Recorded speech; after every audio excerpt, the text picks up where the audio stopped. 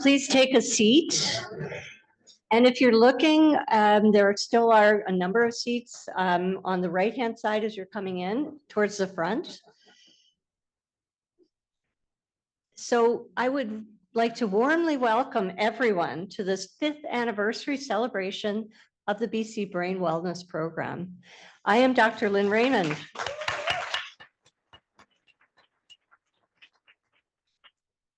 I'm the co-director of the Javad Moafagian Center for Brain Health. So as you can see, that's the name of our building. It's a large center that includes about 150 members. So they're not all in this building in terms of researchers. They're scattered across UBC campus as well as this building and UBC Hospital. And our center's mission is to improve brain health across the lifespan for people in British Columbia, Canada, and globally. In addition to conducting innovative and multidisciplinary research that goes from benchtop to clinic, one of our primary goals, the center's primary goals, is really to provide education to the public.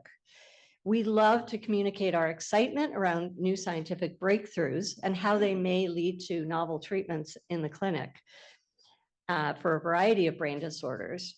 So it is with great pleasure that we are the headquarters of the Brain Wellness Program. It's the premier outreach program for our center.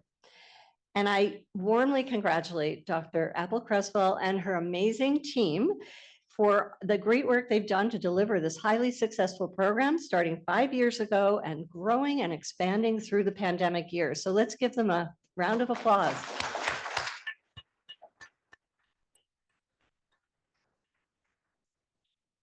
Before we start the program, I'd like to acknowledge we're meeting on the traditional, unceded ancestral lands of the Musqueam people, and that the university also exists or works on the lands of the Tsleil-Waututh and Squamish in the Greater Vancouver region. We're really grateful to work and play on these lands and to include Indigenous voices in as many aspects of the work we do here as possible.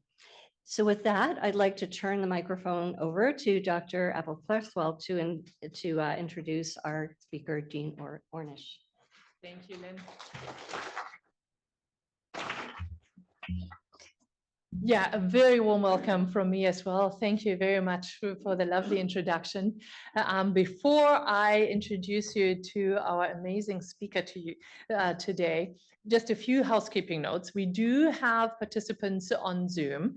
There are still some free spots, particularly here. Don't be shy, just come downstairs and have a seat. We'll do a question and answer period after the presentation. We'll take questions from in here. Online, you will be on mute until after for this initial part, but you can type your questions into the chat box and then we'll take those questions from the typed chat box.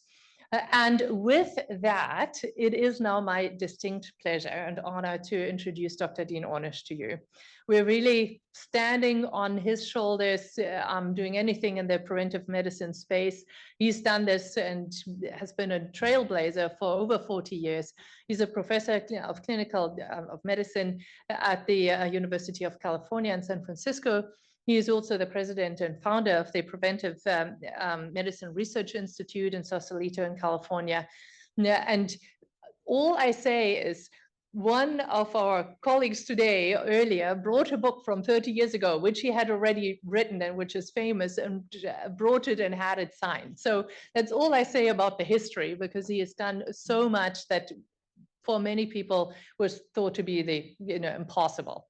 And without further ado, because he will have to catch a flight back to San Francisco, and our atmospheric river hopefully will not get into the way. So without further ado, Dean, welcome to Vancouver. Thank you.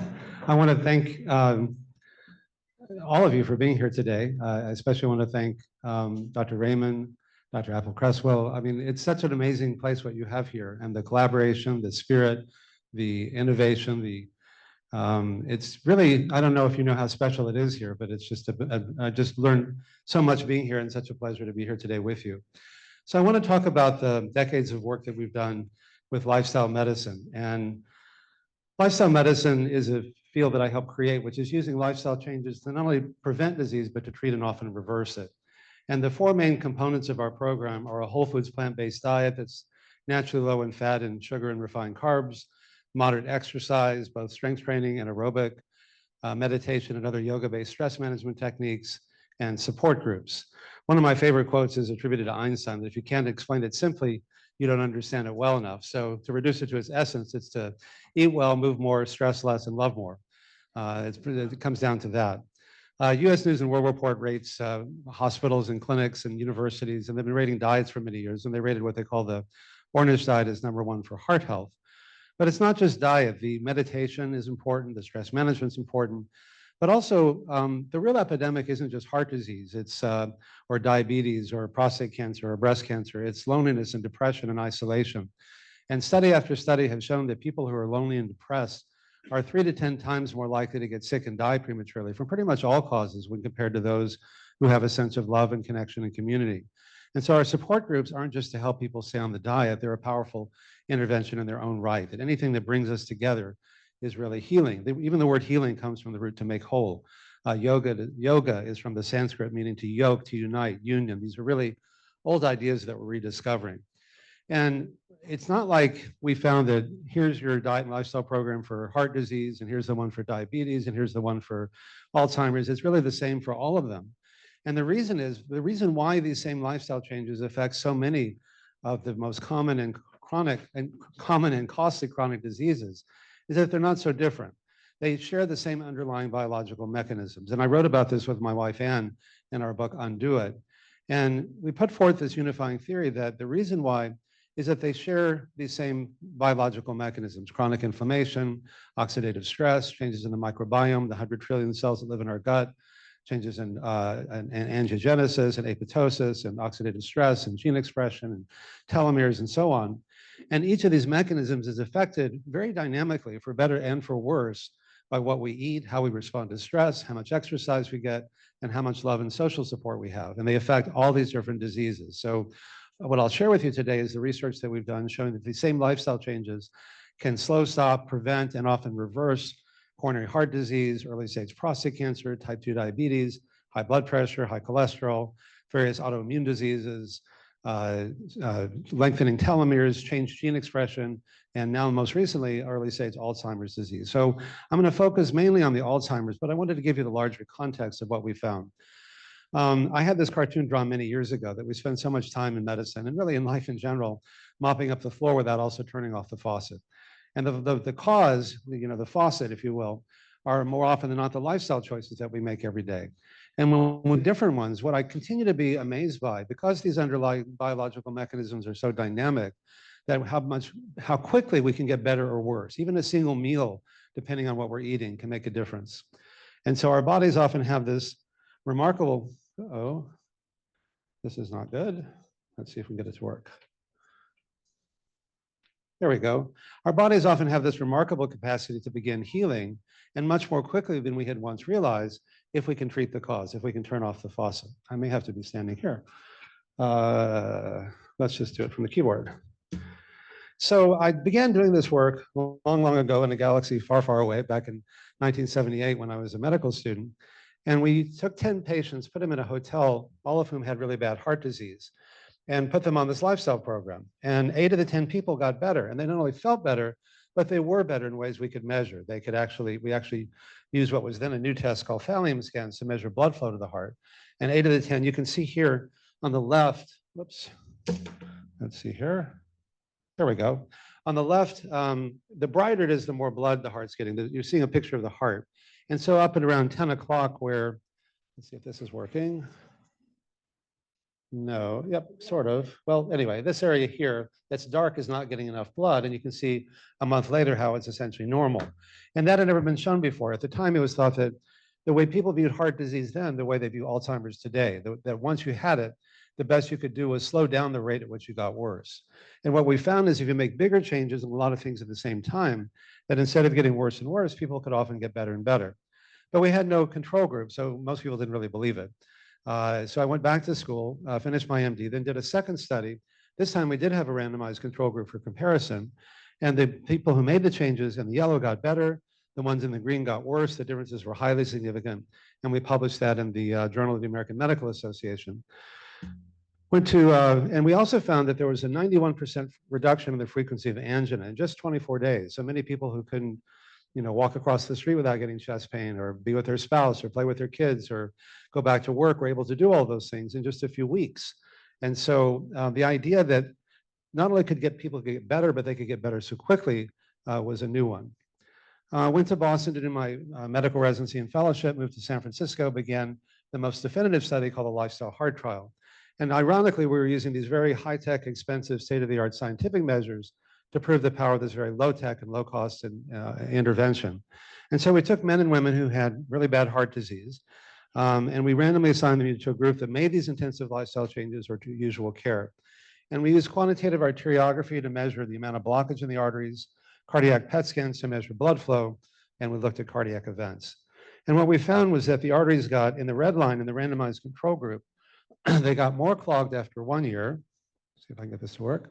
They got more clogged after 1 year and even more clogged after 5 years. That used to be called the natural history of heart disease, was to get worse and worse.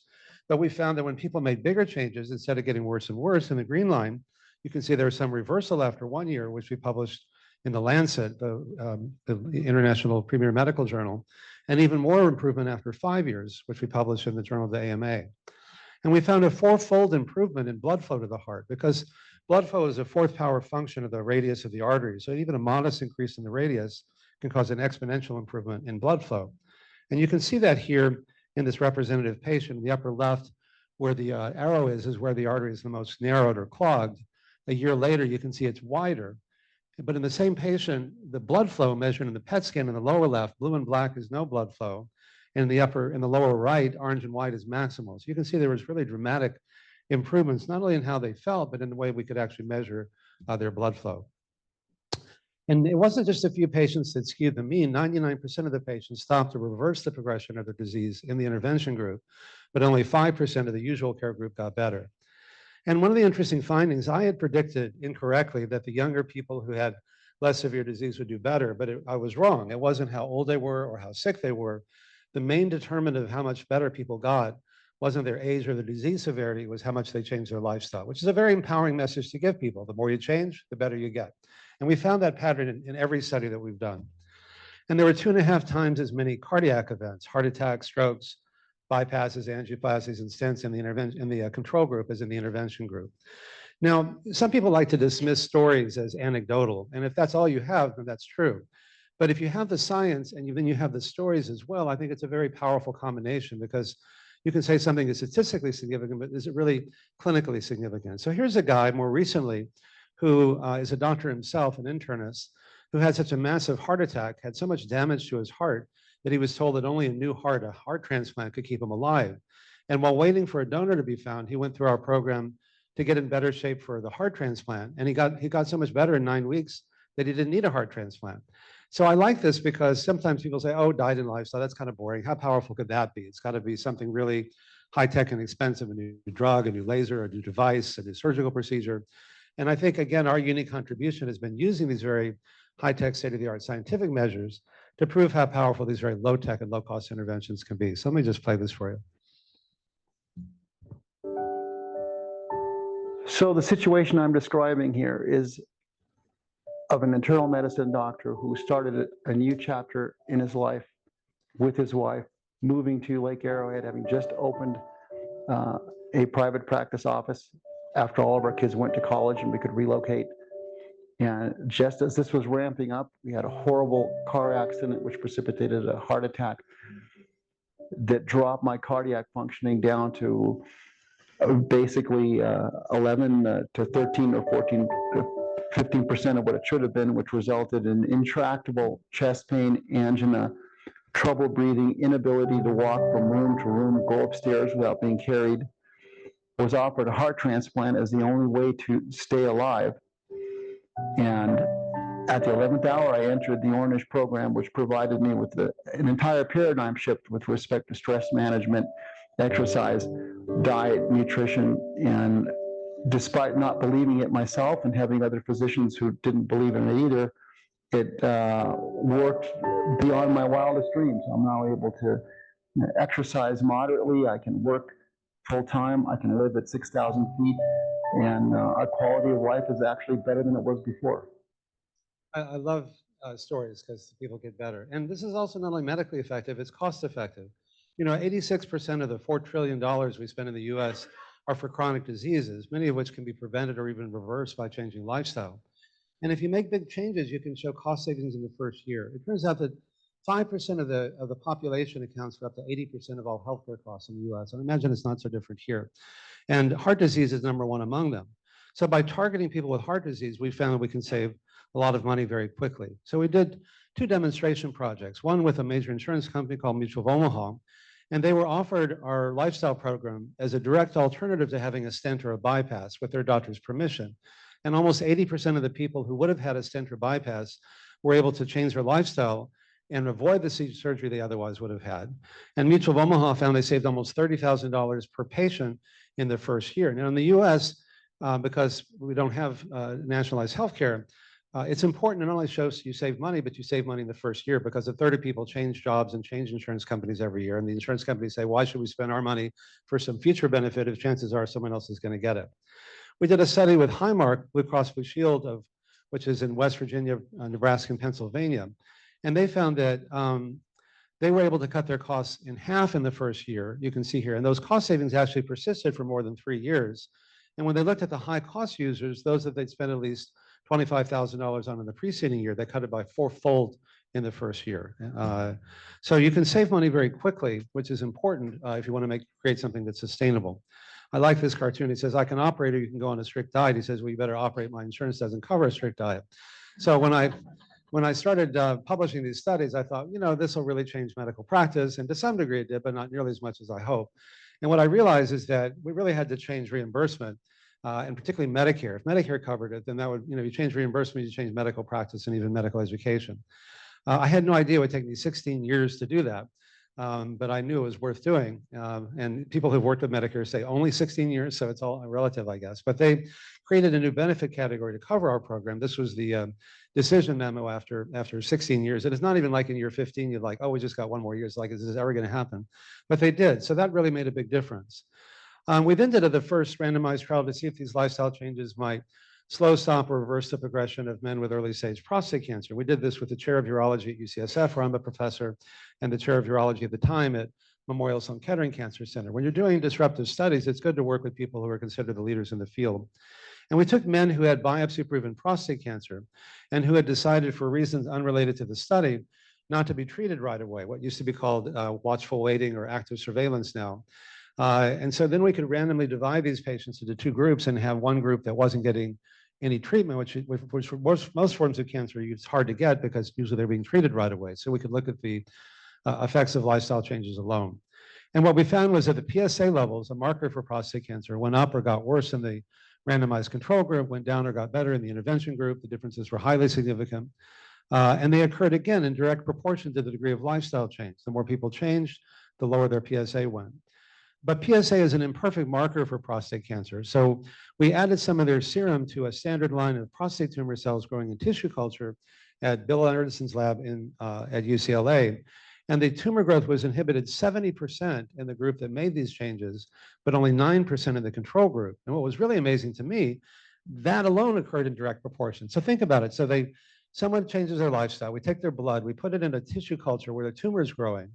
And the more they change their life, the more it actually inhibited the tumor growth. So something happens in your blood that inhibits tumor formation when you make these lifestyle changes. And you can see here the tumor activity using an MR spectroscopy scan is shown in red, began to shrink or diminish during the course of the year, as well as the PSA coming down in this patient. So, and none of the experimental group, the intervention group patients needed surgery or radiation or chemo, but 6 of the control group patients did. So this was the first and still, as far as I know, the only randomized trial showing that these same lifestyle changes may slow, stop, and even reverse the progression of early stage prostate cancer. Now, some men who have Gleason scores of 8 or 9 or higher clearly need to have surgery, but 90% of men have what are called Gleason scores of 6. And for many of them, when they're monitored carefully by their doctor, may be interested in making these changes, because they often end up having surgery that they might have been able to avoid. And the surgery often maims guys in the most personal ways. They're often either impotent or incontinent or both, for no real benefit that could have been avoided if they were willing to make these changes. We wondered what some of the mechanisms might be to help explain these changes. And so we looked at their gene expression with Craig Venter, who was one of the first to decode the human genome.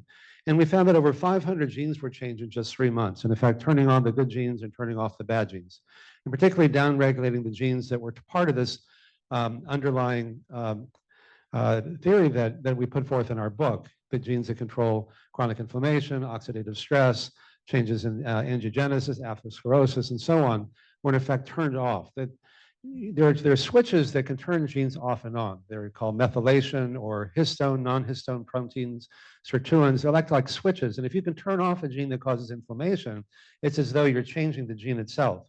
Functionally, you are. And it helps us understand why this unifying theory begins to make sense and why it's part of the mechanism by which these lifestyle changes can work so quickly. And we particularly found that the RAS oncogenes that promote prostate, breast, and colon cancer were turned off. And you can see on the left, red is turned on, and on the right, green is turned off. And on the far column are different oncogenes that predispose someone to get prostate, breast, and colon cancer. We then did a study with Elizabeth Blackburn, who got the Nobel Prize for discovering telomeres. And telomeres are the ends of our genes that affect cellular aging. And as your DNA replicates, they're kind of like the plastic tips on the end of your shoelace that keep your shoelace from unraveling. They keep our DNA from unraveling. And as DNA replicates over the years, the telomeres get shorter. And as our telomeres get shorter, our lives get shorter. And the risk of premature death from all these different causes goes up proportional to the degree of telomere shortening. So she had done studies with Alyssa Appel and others that women under chronic emotional stress because they had kids with autism, or people who smoke cigarettes or eat junk food or are sedentary, their telomeres got shorter faster. So I had lunch with Dr. Blackburn one day and I said, you know, if bad things make your telomeres shorter, maybe good things make them longer. So we did a study together and we found, sure enough, that the telomerase, the enzyme that repairs and lengthens telomeres, increased by 30% in just 3 months, which we published in the Lancet Oncology. And over a 5-year period, we showed for the first time that any intervention, in this case, the same lifestyle changes, could actually lengthen telomeres in the intervention group, whereas they got shorter in the control group. And when we published this, the Lancet editors sent out this press release called it the first ever data indicating that positive lifestyle changes may reverse aging on a cellular level. And we again found that the more people changed their lifestyle, the more it actually affected their telomere length. We then, so that's kind of the larger context of the Alzheimer's study. And you know, we know, for example, that most people think that when I hear people talk about Alzheimer's 5 or 6 years ago when I started to do this study, it reminded me so much of the way people talked about heart disease, as I mentioned earlier, that at the time people thought the best you could do with heart disease was to slow it down. We found if you make bigger changes and a lot of things at the same time, instead of getting worse more slowly, people could often get better or stop it. And I wondered if, since what's good for your heart is good for your brain, they share a lot of the same underlying biological mechanisms that we've been talking about. I wondered if that might be true for Alzheimer's. So we designed a randomized trial to answer these questions. Could a multimodal lifestyle intervention beneficially affect the progression of early stage prostate cancer? We use the 4 standard measures of cognition that are used in the FDA drug trials, where there's a correlation between the degree of lifestyle change and the degree of change in cognition. And what happened to some of the key biomarkers, like the plasma A-beta 42/40 ratio, which is the major target of the drug trials. So they were a pretty broad group of people, men and women, 45 to 90. They had a diagnosis from their neurologist of either mild cognitive impairment or mostly had dementia. They had a MoCA score of 18 or higher, which means they were impaired, but they weren't to the point where they couldn't, you know, recognize their spouse, for example. The diagnosis had been shared with them by their doctor, and they had a caregiver who could help them out. It was a true randomized trial for the first 20 weeks. We did this as a collaboration between our nonprofit Preventive Medicine Research Institute and other scientists at UCSF, at the McCann Center for Brain Health at Harvard and Mass General, at the Renown Institute of Neurosciences at Duke, and at UC San Diego and the Carroll Institute. If anything good came out of COVID, it was learning that we could do this as well via Zoom as doing it in person. We had been meeting with the people in person, and we couldn't do that when COVID hit because they're such a vulnerable group. And I didn't think it would work as well, and I was wrong. Fortunately, it worked just as well. And that also opened up the ability to collaborate with other institutions like at Harvard and Mass General and UC San Diego, where they would recruit and test the patients there, but we would do the intervention by Zoom. And we also sent them all their meals for them and their spouse for the whole 20 weeks, because we know from our prior experience, the reason we were the first to show this in so many other conditions is it's really hard to reverse a chronic disease. It takes big changes. And if we wanted to test our theory, we figured, look, as long as people follow the program as well as we think they should, and it doesn't work, that'll be disappointing, but that'll be an important finding. People need to know that. But if they don't follow it, they only follow like 60 or 70%, then we wouldn't really be able to test the hypothesis, because we know that's not really enough. So we went to great expense and trouble. We would, twice a week, we would send them all their meals, 3 meals a day and 2 snacks a day, and just said, basically, just eat the food we give you for these 20 weeks. And for the most part, they did.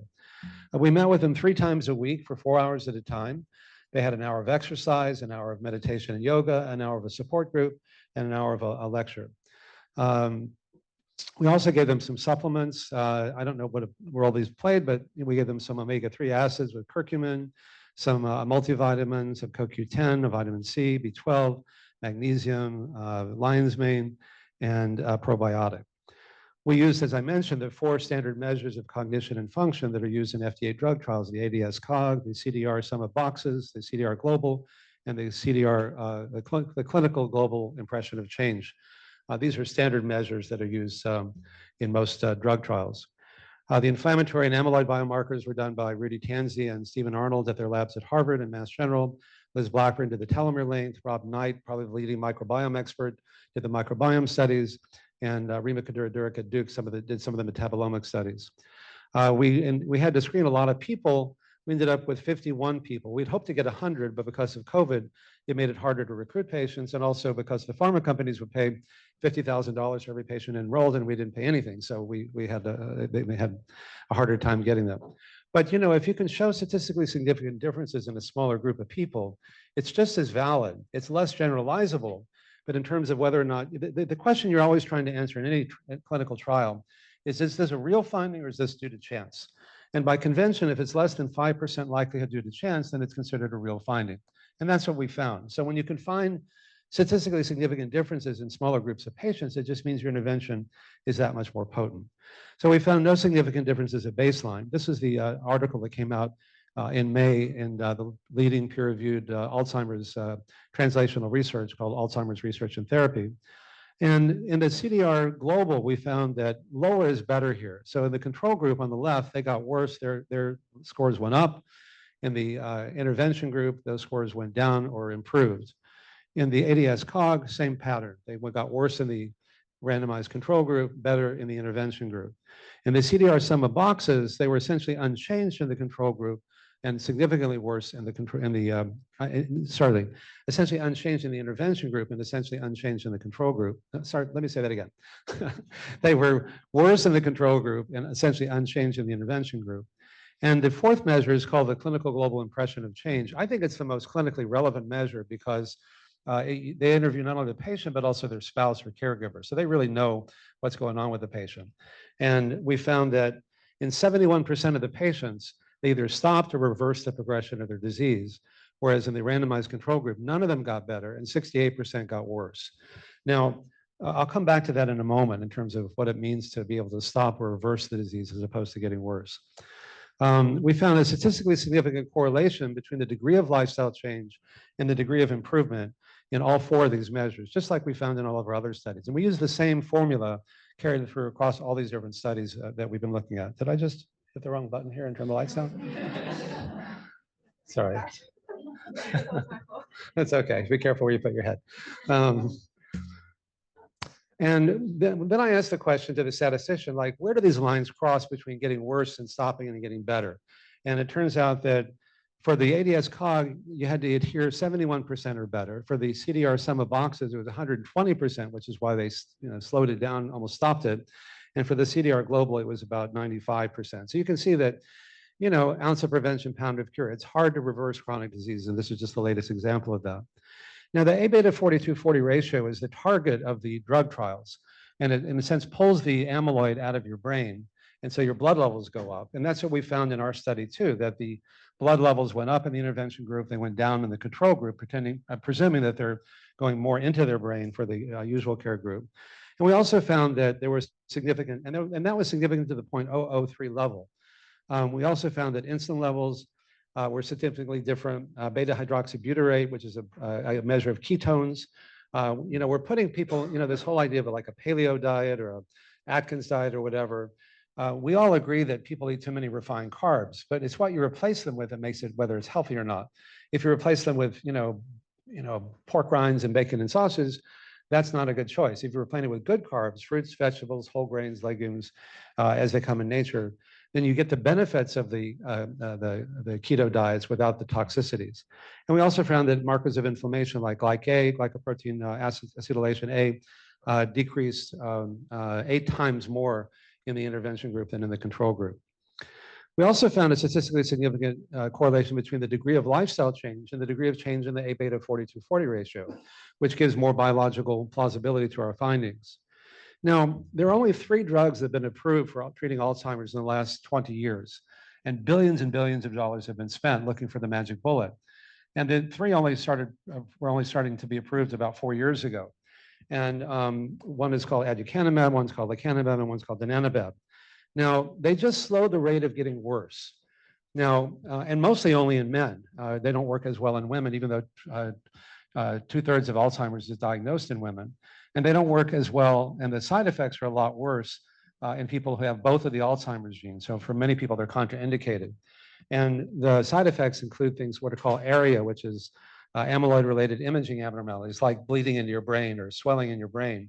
So 18 to 20% of people who are heterozygous get those side effects, and 30% or more of people who have both of the genes get these side effects. So they're about $30,000 a person, plus the infusion costs and other related PET scans and things you have to get.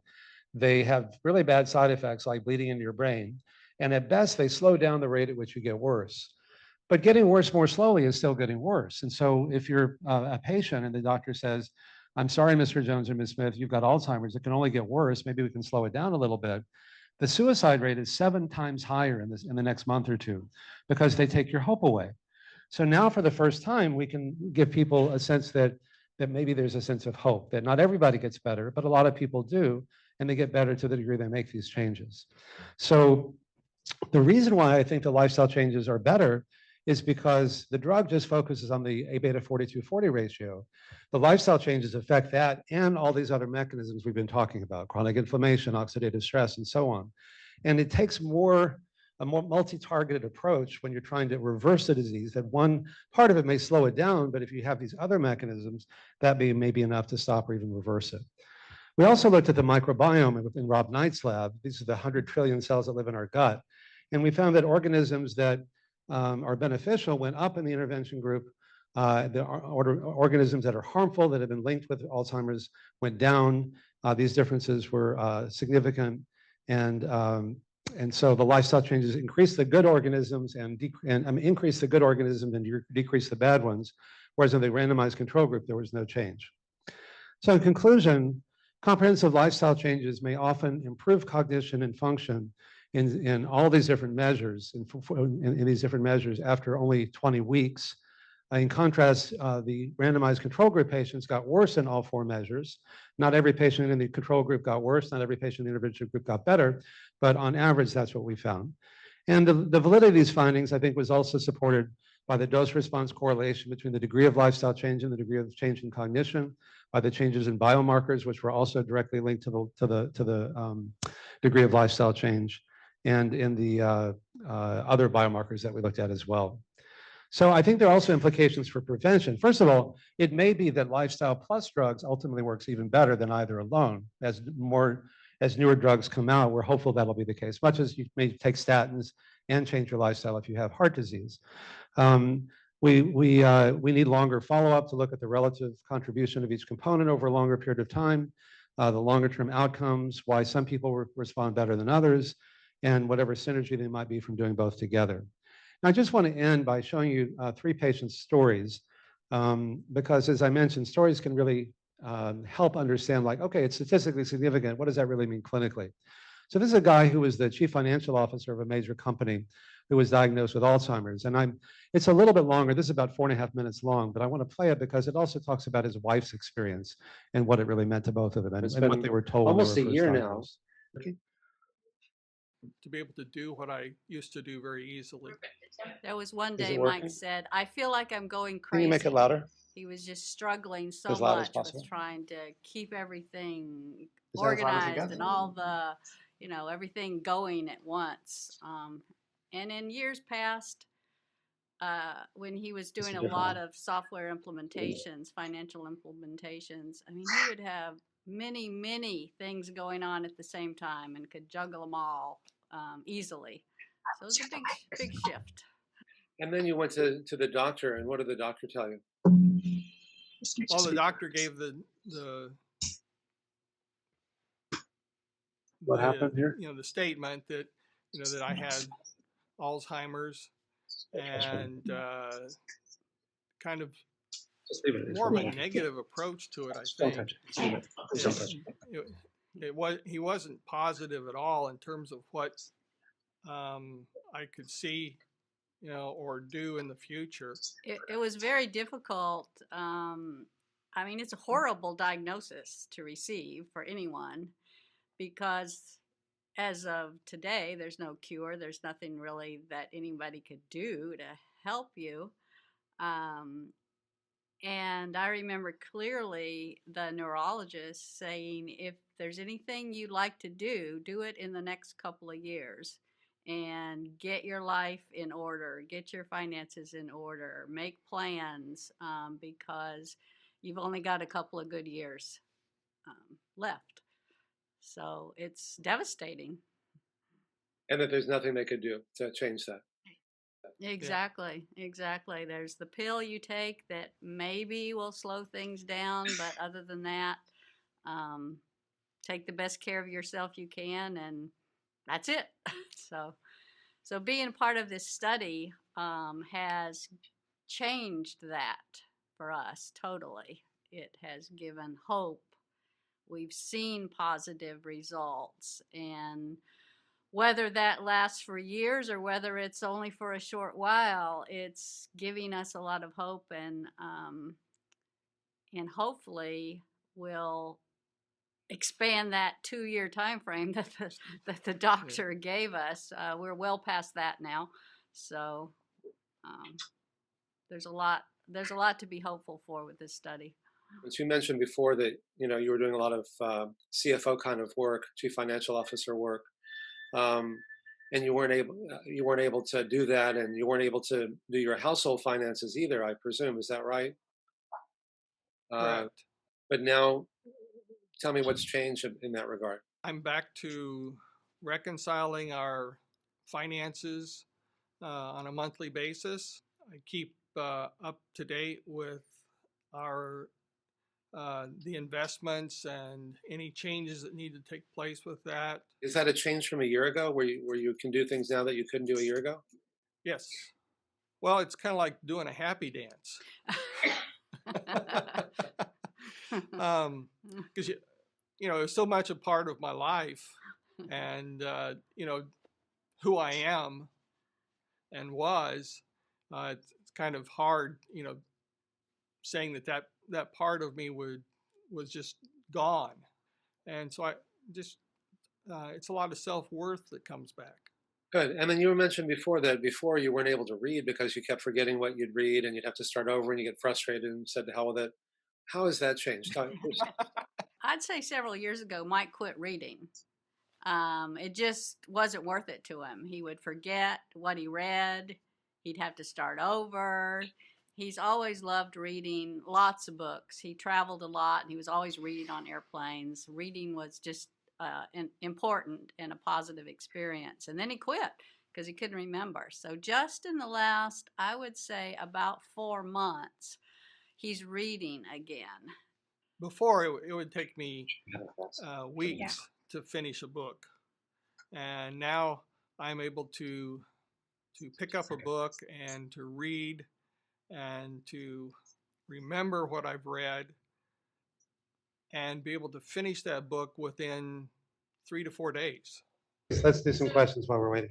You said first of all, of course, absolutely inspirational talk. You said it took you 16 years to get it covered by health insurance. And at the end of Medicare. Yeah, Medicare. By the end of year 15, you still didn't know whether this would ever happen. Right. What changed that you got it covered, and what would your advice be to speed this up here? You want the real answer? The real answer is we originally met with the people at Medicare. This was in 1993. And they said, well, let's see, is this working? Yes. Hold that thought. And is that as loud as it can go? And what have you noticed in terms of your cognitive function or any other things that you've been looking at? Well, I'm starting to read more. I had lost that ability. I love to read. I'd be the kind of person who would pick up a book, and I don't care how big it was, I would not put it down. I'd not go to sleep at night because I had to finish that book. So I'm not reading to that degree, but I am starting to read, and I've chosen to start with a smaller book so that I can feel that accomplishment a little bit earlier. And you stopped reading because why? I could not retain information. I would forget who the characters were. I'd forget what order things were going in, and it just got to be not humiliating for me, but it just became too difficult. So I thought, I'm just not going to do that. I gave up the cooking for a long time and doing those kind of things. And so that has started to come back. How long did it take before you started to notice improvements? Oh, that's a good question. I'd say, in the scheme of things, relatively quick. Yes. I mean, given I've been on Aricept for so long, I didn't see any changes with Aricept. So this was. We'd say around week 12. Okay. Yeah, Estimate. probably. Yeah. And you mentioned before also you're able to do your taxes. Yes. Tell me about that. Oh, yeah. So we've got several small businesses, property management. And I used to do all the books for that, and then obviously didn't. And then this year, I said, would you like some help? And he says, yeah, here's this stack of stuff that we need to go through. So I organized it all, put it all in the piles with pieces of paper and headers so I could hand it to him. But then I took it a step farther, and unbeknownst to him, I created spreadsheets. They're all color coordinated and have a fair sheet on it that says, this is what we do, this is what we spent, here's our net, this is our whatever. It's all written out, and so here we go. It's all done. It's astonishing. Well, for one, I didn't have that expectation. I had the expectation of, just go some of these in some sort of an order so that I can go back and take care of it. But when she came back to me, they were not only all categorized in a proper order, beneficial order, more importantly, they were all done correctly. And for me and for Tammy, it was like absolute jubilation. It was exciting. Do you realize what you just accomplished was such a remarkable down to using the calculator, which I hadn't. And he says, well, I'm going to check your math even with the calculator. I said, calculator's not going to lie, but go ahead, and his numbers matched mine. I'm like, yay. Yeah, my numbers matched yours. That's true. That's true. Now, was that something that you couldn't have done a year ago? Oh, yeah, for sure. Yeah, I don't think it's been 4 or 5 years probably that I've really gotten involved to that degree. What might have happened? Well, I get really frustrated with myself, and then I get the paperwork all mixed up, and I put them in the wrong pile, and I didn't add it up properly, and it became so confusing. I just hand in this jumble of papers essentially and say, I did the best I could. Good luck. So how does it feel to be able to do things that you didn't think you'd be able to do before? How does that make you feel about yourself? I think that the deep sense of identity is returning. It's given me like a new lease on life, and yet it's a familiarity and something that I always prided myself in. And so it's like, yes, I'm coming back. Really good. You're coming back like I was prior to the disease being diagnosed. Yeah, one of the other study participants said, I feel like I'm me again. Does that sound familiar? Absolutely, that's a great way of putting it. Yeah, an older but better version of me. Yeah, I really feel that way. Let me try one more. It's a lot shorter and it's a little quiet, but hopefully you'll be able to hear. This is a guy who used to play the bagpipes in military marches and funerals and gatherings, and he had to stop because he couldn't remember the notes. And now he's not like playing them again, but he actually sent me an email recently that he actually has a bagpipe student that he's teaching. So what did you know? Let me just play this for you. Can't make this stuff up. What did you notice that you can do now that you couldn't do before? Well, for one thing, I had a set of. Well, this isn't going to work. But that's him playing the bagpipes anyway. So let me just stop and just say, this is not the study to end all studies. We've raised as many questions as we've answered. But I think for the first time, we can really give people a sense of hope, not false hope, but real hope, not guarantees. You know, not everybody got better. But to the degree people make these changes, in general, we could slow, stop, or reverse its progression. And if we can reverse it or stop it, then the implications for prevention are even greater. There are a lot of new technologies that are AI enhanced that can, I mean, first I should mention that both of those people, the man and the woman, had both of the Alzheimer's genes. And so they were really almost contraindicated to have the medication. And yet they still showed improvement in the measures that we made, as well as the stories that they tell. But if you can reverse a disease, it's probably even easier to help prevent it. Like 23andMe has, I was talking with Ann Wojcicki last week, they have 15 million people that have done genetic testing on. 3 million of them have one or both of the Alzheimer's genes, the APOE4 genes. But most people don't even want to know if they have it. They say, why would I want to know if I'm more likely to get this horrible disease if I can't do anything about it?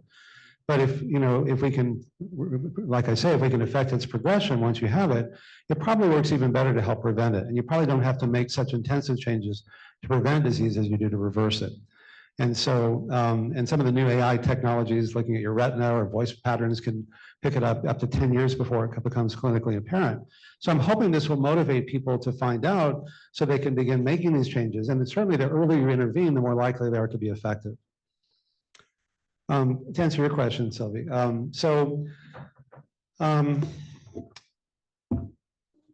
Basically, the short answer is we got an act of Congress passed that gave them the statutory authority to do it. But it was if there's time, I'll tell the longer story.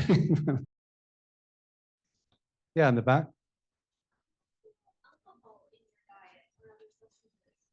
Yeah, we asked people not to drink alcohol because alcohol, affects the brain. So we wanted to give the brain the studies that show that alcohol, in moderation is good for you have since been pretty much debunked. That part of the reason was that when they look at people who didn't drink at all, they're often people who didn't drink at all because they were sick.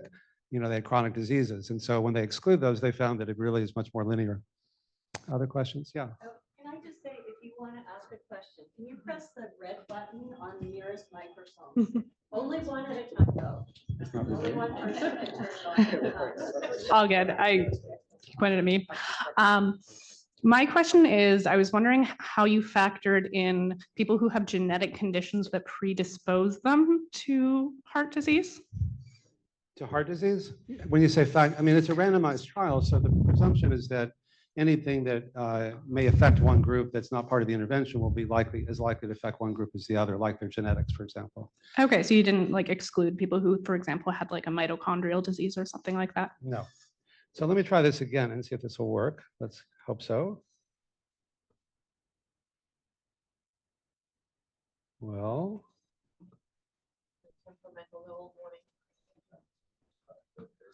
No, this is not good. All right, other questions? Yes. Do you have an opinion on lion's mane in terms of we use lion's mane as one of the supplements in our study. I see. In Paul Stamets's work. And one other question, if I could, what about statins? I'm on them and I'd love to get off of them. And my doctor says, well, you can't do that. Well, if you make big enough lifestyle changes, many people, when they're put on statins or blood pressure drugs or diabetes medications to control blood sugar, are told that you have to take them the rest of your life. It's like, how long do I have to mop up the floor on that sink that's overflowing? It's like forever. Like, well, why don't we just turn off the faucet? And so if people make big enough lifestyle changes, their cholesterol levels may get so low, their blood pressure may get so low, their hemoglobin A1C may get so low that their doctors are then willing to consider reducing or even getting off the medications. Yes. I see you have mentioned two groups. Can you talk into the microphone so everyone can hear you? I think it's on mute because it's flashing. No, it's the. Oh, is it good? My mistake. Okay, there you go. Good, Now now it's good, working. good now. Okay, you mentioned two groups during the study.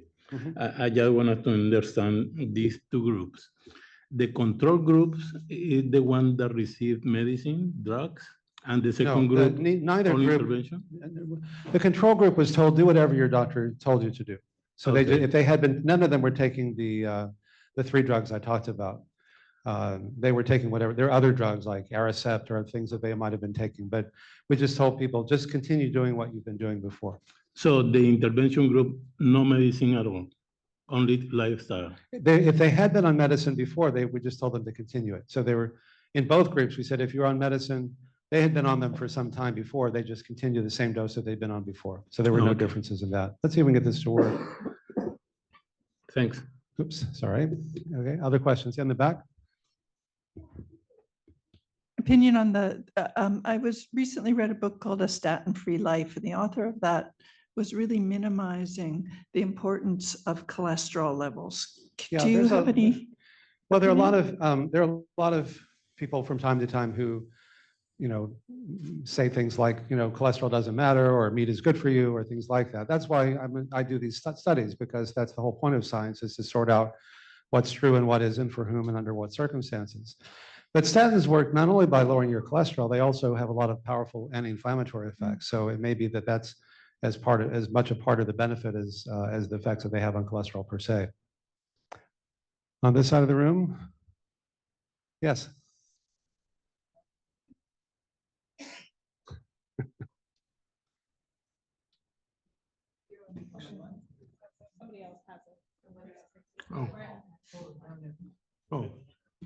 Is that me? Yeah, my question was, when you have a control group of people, or you're looking at two populations, the lifestyle of the control group has to be very different. Some people are already on decent diets, some others are very, isn't that very hard to control for? No, we take the average change in one group and the average change in the other. We did find that there was a dose response correlation between the degree of lifestyle change and the degree of improvement across both groups. So some people in the control group had changed more and they did better. But that just made it harder to show differences between the groups that were significant. Yeah. The other question was a little more technical. The error bars you showed were 2 sigma, not 1 sigma. I didn't understand your question. You showed a graph of the improvement with on 4 different categories. Yes. Yeah, those were 2 sigma error bars, not 1 sigma, right? They're standard errors. 1 standard error. Correct. But they're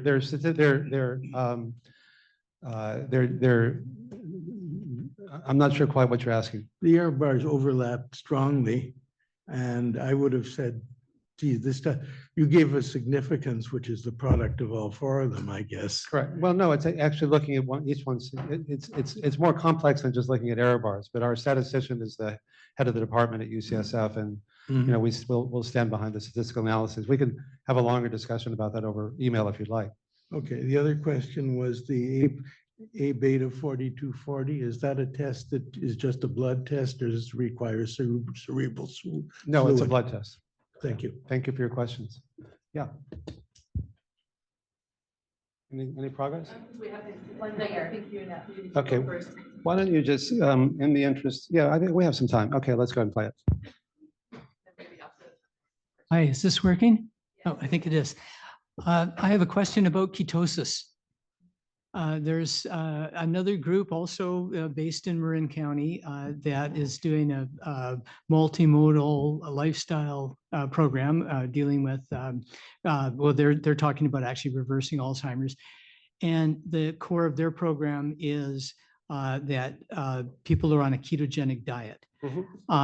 And I'm a bit confused as far as like, how important is it to be ketogenic as opposed to like you're mentioning ketosis as part of it, but for them, it was like the main part of it. How Yeah. important is You're talking ketosis? about Dale Bredesen's group? Yes. Yeah, well, Dale, I think kind of did it this, I like Dale a lot, but I think he did it a disservice by writing a book talking about reversing Alzheimer's before doing a study. To me, you do a study and then if it works, then you write a book. But that's just me.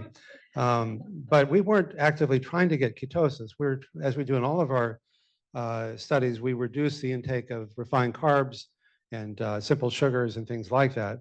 But we don't replace them with animal protein, which is, you know, I don't think that grass-fed beef is any healthier for you than regular beef. It's better for the cow, but it's not necessarily better for you. And so we don't try to get people into a ketotic state, but we minimize the input of refined carbs.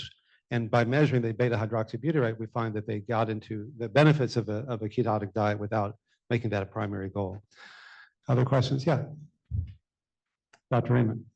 Yeah, so there's a fair amount of evidence for. I think if you can hit your mic one more time, it'll stop flashing and work. There you go. Oops.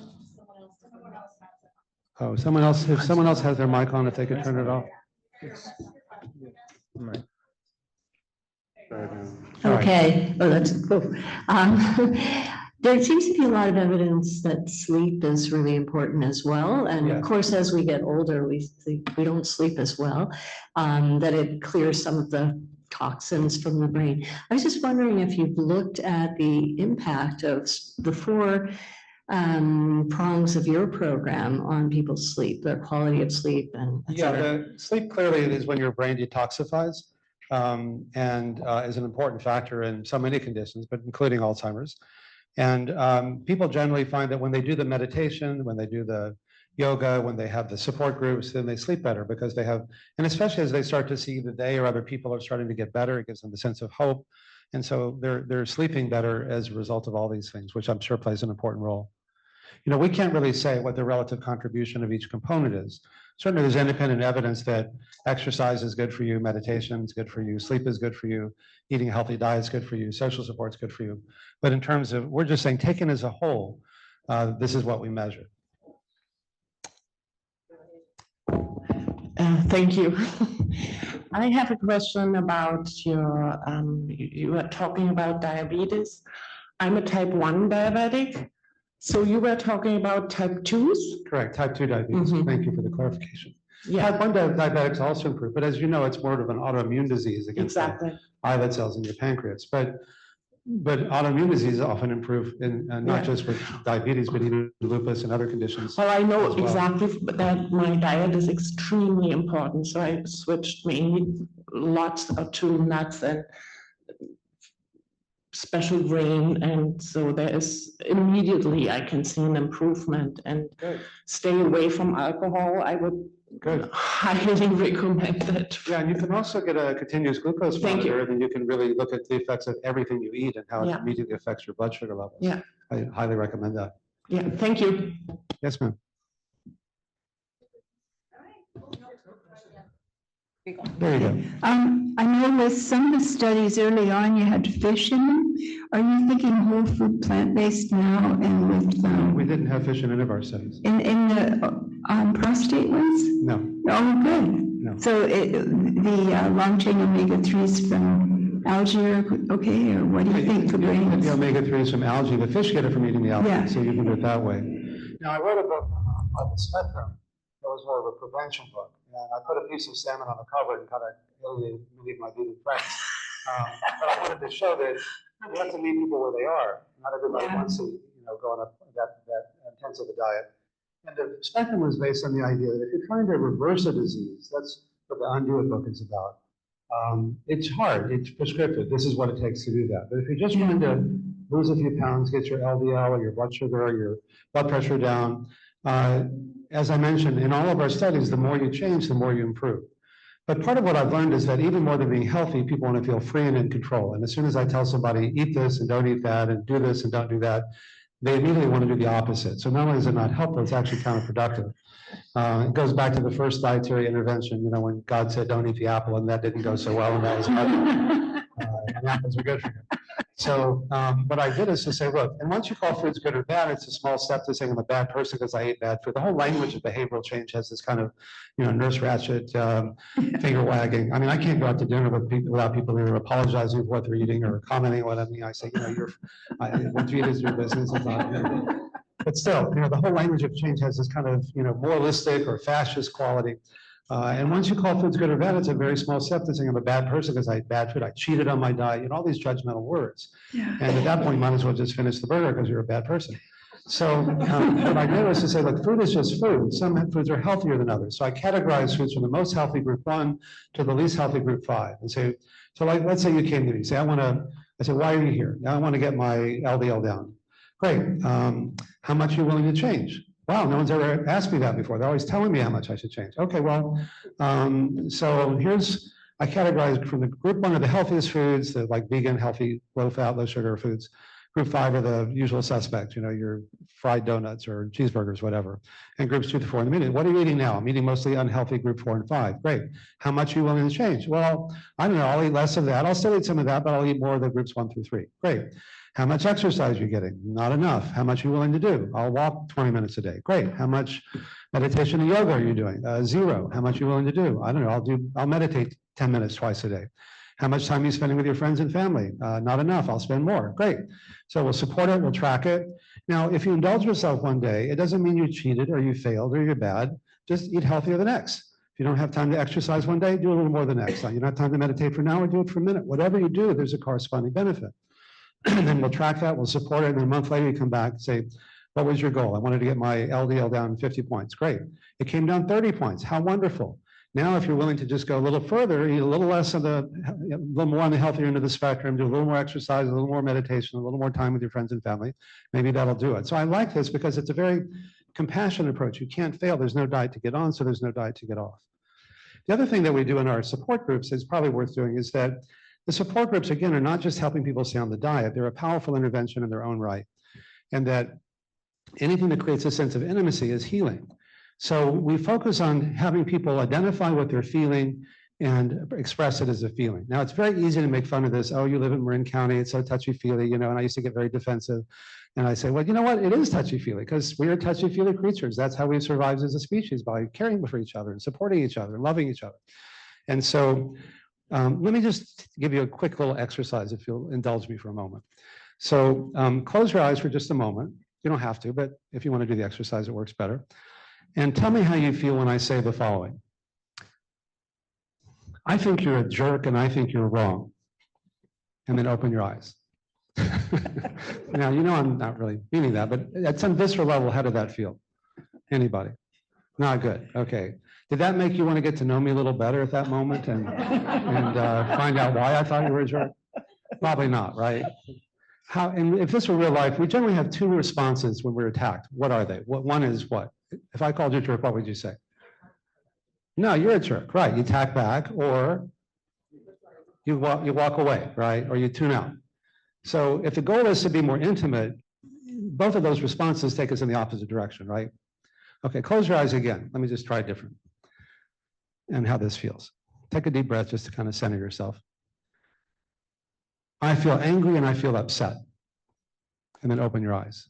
Same or different? Different. In what way? You felt more compassion, okay? Did it make you want to know why I felt angry and upset? Yeah. You want to say, what's that? What did I do? What did you do? Yeah. Or why are you feeling that, right? It actually brings you closer. Now, it's not about positive emotions or making nice. My mom wrote a song years ago when I was a kid called "If You Can't Say Anything Good About Anybody, Don't Say Anything at All," which I think has some wisdom to it, but that's another story. But this is about not just making positive, like I'm angry, I'm upset. These are, quote, negative emotions, and yet it brought you closer. What's the difference between the first example and the second one? The first example is a thought, a judgment. I think you're this, I think you're that.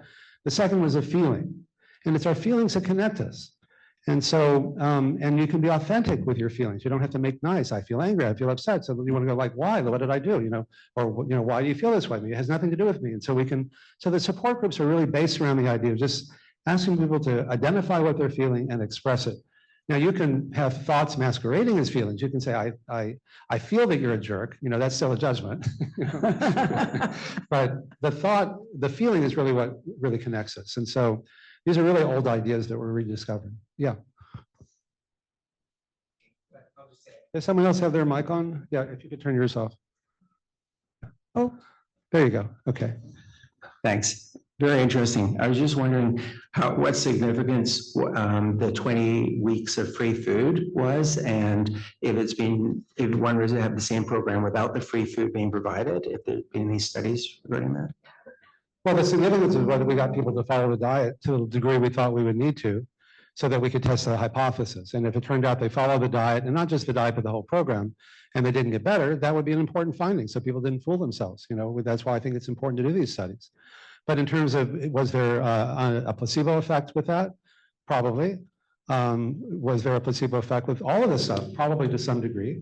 In many ways, you could say there's a nocebo effect, the negative impact, like the guy, I don't know if you could understand on the video with all the interruptions, but the doctor said, if there's anything you want to do, get your affairs in order. It can only get worse. Maybe we can slow it down a little bit. Maybe you have a 2-year window. If there's anything you want to do it soon because you don't have much time.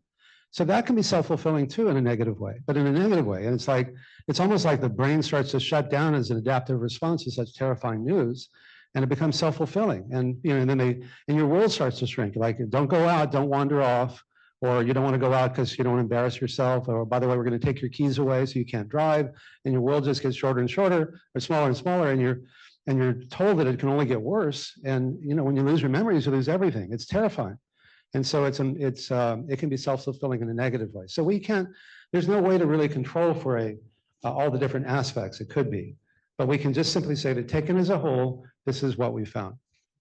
And like I say, it's not the study to end all studies, but it does give a lot of hope to people. See what we got.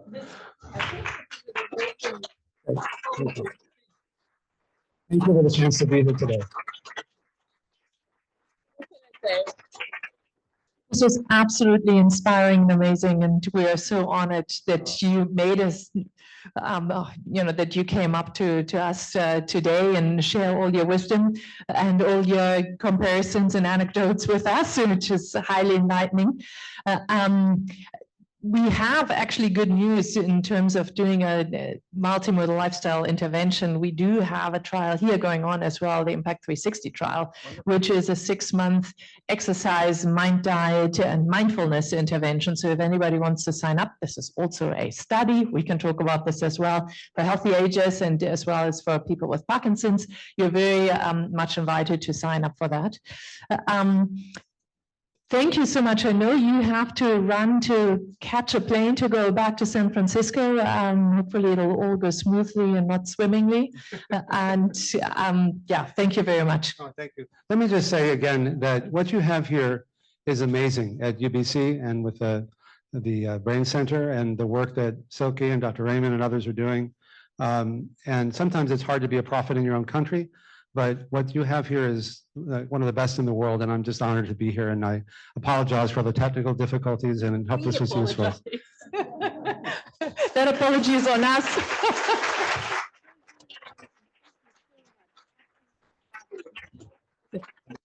Oh, we need a picture. Hold on, we need a picture. And then, whilst we're preparing for the picture, we'll have the first door prize to announce as well. Okay. Silke's going to announce the door prize. Firstly, it's so lovely to see so many familiar faces from so many years of seeing you online or in person. And those of you who know me, we're going to just get a little bit more energetic for a few minutes. But before we get energetic, the first door prize is Diane Balish. Woohoo! And let's say what it is. And I'm going to hand to Silke because I don't know what it is. So it is 4 tickets for the UBC Botanical Garden. There'll be 5 door prizes, which we will announce over the course of the afternoon. So stay to the end because you can only get it when you're here. And with that, let's move. It's there. Yeah, hands raised. All right. So I'm just going to move this a little bit so that those who are on Zoom can see me because there we go. Are we good? We're good. Okay. Please don't do anything you don't feel comfortable doing. If you're not comfortable standing, stay seated and you are going to follow Gemma. I would actually, there's a lot of students here, and I just want to take a quick minute also to acknowledge the incredible work and hard work of all of our students and our work learn students, and those who have come through as a work learn student, now graduated as a physiotherapist, Gemma, who's been an instructor with us for a long time. All right, so without further ado, I've got some music. So if you are comfortable standing, please stand. And I'm going to coach us through. Those who are on Zoom, you won't hear the music very well. Again, if you need to hold on to something, the chairs move. So please don't hold on to the chairs. Hold on to like a nice firm surface. We don't need anybody feeling worse than they did when they came, all right? And before we start, I want you just to stand really tall. So feel like you're being pulled up by a piece of string towards the ceiling. Relax your shoulders back. Pull those tummy muscles in. And just take a deep breath in and a deep breath out. And here we go. Getting the music up. Can you hear it? Marching in place. Just nice and easy. Getting those legs going. Holding on if you need to. Don't let go if you know you can't let go. Easy marching. All right, here we go. We're going to do 3 marches. 1, 2, 3, and tap. 1, 2, 3, and tap. 1, 2, 3, and tap. Now, 1, 2, 3, and lift the knee. 1, 2, 3, lift. If this is easy, add one arm to the sky. 1, 2, 3, and reach. And we're a bit off on the Zoom, but anyway, don't look at me there. Look at me down here, because there's a delay. Good work. Back to marching, just easy marching. And we're going to do a tiny step side to side. We're going to your right. Step and tap. Little steps. Little steps. Don't bump your body. Just keep watching me, not the screen, okay? The screen is a bit off. All right, we're going to do a tap your knee, squat and reach. Squat and reach. Squat and reach. Go with both arms if you can. Down, down, and up. Now when you go up, name something that starts with an A and then a B. Say it out loud. C. Little squat, D. Keep going. Find those animals, plants, trees, anything counts. 3, 2, back to marching with our lift. Here we go. March. And we're going to go 1, 2, 3, lift. 1, 2, 3, lift. And add that arm. Good work. 1, 2, 3. And listen to the chorus now. You're not alone. We're a team, we're a family. This is my family here, and I'm thankful for all of you. Keep going here. I only had 3 minutes, but I think everyone's looking so good. Let's keep it going here. Step to the side. Step and tap. Step and tap. Add an arm. Don't punch your buddy.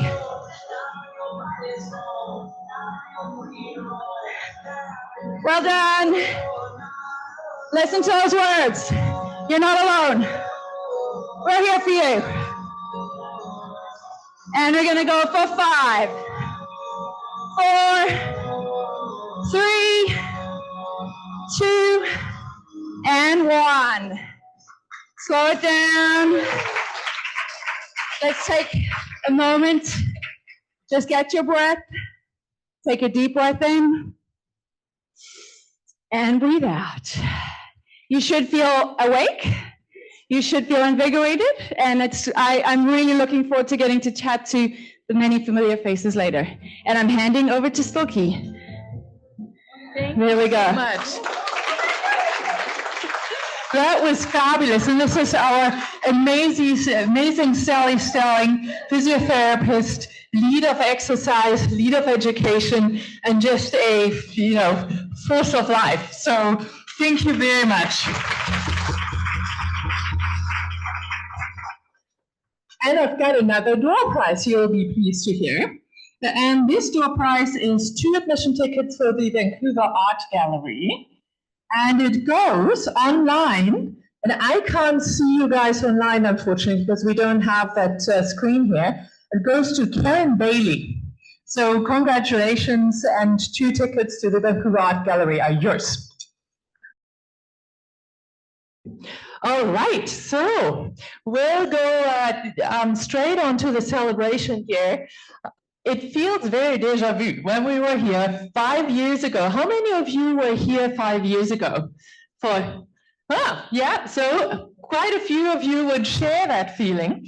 We were all here, we were also doing the exercise with Sally, and now we are here 5 years later. The world changed in between, a lot has happened, but there's still the same community, and as you see, we're still doing the exercises. And what I'd like to do is build on what Dr. Ornish just so beautifully and eloquently described, is why lifestyle interventions are so crucial to what we're doing. And he, of course, comes from the cardiology side. What is good for the heart is also good for the brain, and vice versa. I'm coming from the neurology side, and I will not go into all the details again, but just to say, the impact of brain disorders globally is actually humongous. Brain disorders are the #1 cause for disability-adjusted life years. So that means years of healthy living lost to problems with brain diseases. They're also the 2nd leading cause of death. They affect about 40% of the world population, so that's minus 3.4 billion people, and they can affect a wide range of our functions. They're expected to increase because of all of us aging, and they have an enormous cost to both individuals as well as societies. Here's a very handy list of those contributors to these years lost of disability-adjusted life years. Stroke is the #1. Parkinson's, which I'm particularly interested in, is number 11, and then a lot of other diseases in between. And we try to look at them together because they all affect the same organ. They all affect the brain, and dividing it out really doesn't make sense. Because what we're talking about now really should apply to the organ, the health of the organ. And when we lose brain health, we risk losing ourselves. It affects us, who we are as people. And you saw that in the videos before. It has an impact potentially on our physical functioning, on our emotional functioning, our cognitive functioning, our social functioning and connection, and even our spiritual functioning, which is what we perceive as our purpose in life, how we connect to the greater world around us, to recognizing that we are so small in this big net of life. And that brings me to the clinic here, and you're inside this beautiful building where we have our neurology and also psychiatry clinics. And there's a conversation that goes something like this. We're in the clinic, and in the past, and that was before we founded the program, I would say, well, I see my patient once or twice a year, and I'd say, well, go and exercise and eat well, and we'll see you next year. And then we'll have the exact same conversation again the following year. And just saying that doesn't really change anything. So the big question is, how do we get from the knowledge that exercising, eating well, stress reduction, cognitive, creative activities are all good for you, to actually being in action? And so that, of course, is really critical that's where the rubber hits the road. How do we make this happen? And Dr. Ornish actually spoke to that already in this iterative process and involving agency and giving agency to the individual to actually have to make the changes. That is really important. You can't just prescribe it, but you have to actually have the person on board, and it's more difficult than just taking a pill. And unfortunately, we were also aware that there are roadblocks, there are barriers to making those changes. And some of them Dr. Ornish already talked about, but then with brain disorders, there can be additional problems because you might have a physical disability or you might perceive stigma. There might be problems like apathy or cognitive problems that you don't want you to go to the community center at the corner. There might be a lack of suitable programs, particularly if you live rurally, but even in our urban areas. There might be financial problems. You might depend on somebody to take you to a program. And of course, within all of that, the care partners often fall through the cracks. I've certainly seen that in my own family, where my mother was caring for my dad who had Alzheimer's disease, and her well-being certainly wasn't high on the list there. And so we need to support the care partners as well, because in their own right, but also because the course of how the patient is doing also very much depends on how the care partner is doing. So fast forward to October 2019, and here we were just outside, and we started the BC Brain Wellness Program. And it is build on that observation that in the clinic, the people who were doing the exercise, the people who were active, who were engaged in life, who were eating well, they were just doing better. And so we launched the program in October 2019. We had an in-person program here at UBC, and nobody was really online at this point yet. Little did we know that 5 months later, mid-March 2020, COVID hit. All these in-person programs were, of course, closed down, and we had to shift, and quickly. And that is where Sally came in again. She was so determined. She saw the benefit of the program. She said, look, we have to continue. We can't just give up. And so within 2 weeks, and I think that was actually pretty record-breaking for the time then, Sally was teaching on Zoom. So that was early April 2020. And what happened was that from the 75 people who were exercising and making music, etc., with us in person, we grew to over 2,500 people over time who've been participating in the program one way or another, 700 to 800 people at any given time. And over the last 5 years, the team has provided over 4,000 hours of free or very low-cost programming. We have the clinical care, of course, here at the Javad Mawfagian Center for Brain Health, and then the lifestyle interventions are an extension of that, and that is then integrated with both the research as well as the education of our students. And there are a few things that we've learned over the last 5 years, and that I think are pretty special to our program. First of all, of course, it is now virtual and in person, so we have this hybrid option. It is the exercises, and this is really what Sally should tell us, are function-based. So they're not based on disease labels. It isn't that you have a particular diagnosis and that is why you're going to a particular, let's say, exercise class. But it depends, and there's a one-on-one assessment, an intake assessment. It depends on what the function is, what the functional need is, what your balance is like, how far you can walk and get off the floor, whether there are faults, etc. It is very inclusive. It is low barriers, so people can self-refer. You don't need to wait for somebody else to refer you, but of course, we're getting a lot of referrals. It is free or very low cost for the in-person program. And importantly, it is long-term. It isn't just a 12-week, let's say, physiotherapy intervention, but it is ongoing. It's like brushing teeth. You know, you wouldn't brush teeth for 12 weeks and then say, well, that's it. You know, I'm giving up on this now. Well, yeah, we all know how that would go. So it really needs to be long-term. It's both treatment, but also prevention. We talked about the intake assessment, and importantly, it is in groups. And that that is the kind of the magic that happens. It is the community that is being built. And to be honest, I'm standing here and I'm looking at all of you, and that is exactly what I feel. You feel the love in the room, and it's just really amazing how this has grown together as a community. And it's very collaborative across campus, across also other medical areas, and I'll come back to all of that. So now 5 years later, we have a very complex figure here that you can't read because there's so much going on. So at any given time, there's somewhere between 25 and 30 programs going on. We have the program delivery, we've got the education, and we have the research. And the program delivery, so the classes are low barrier, they're accessible.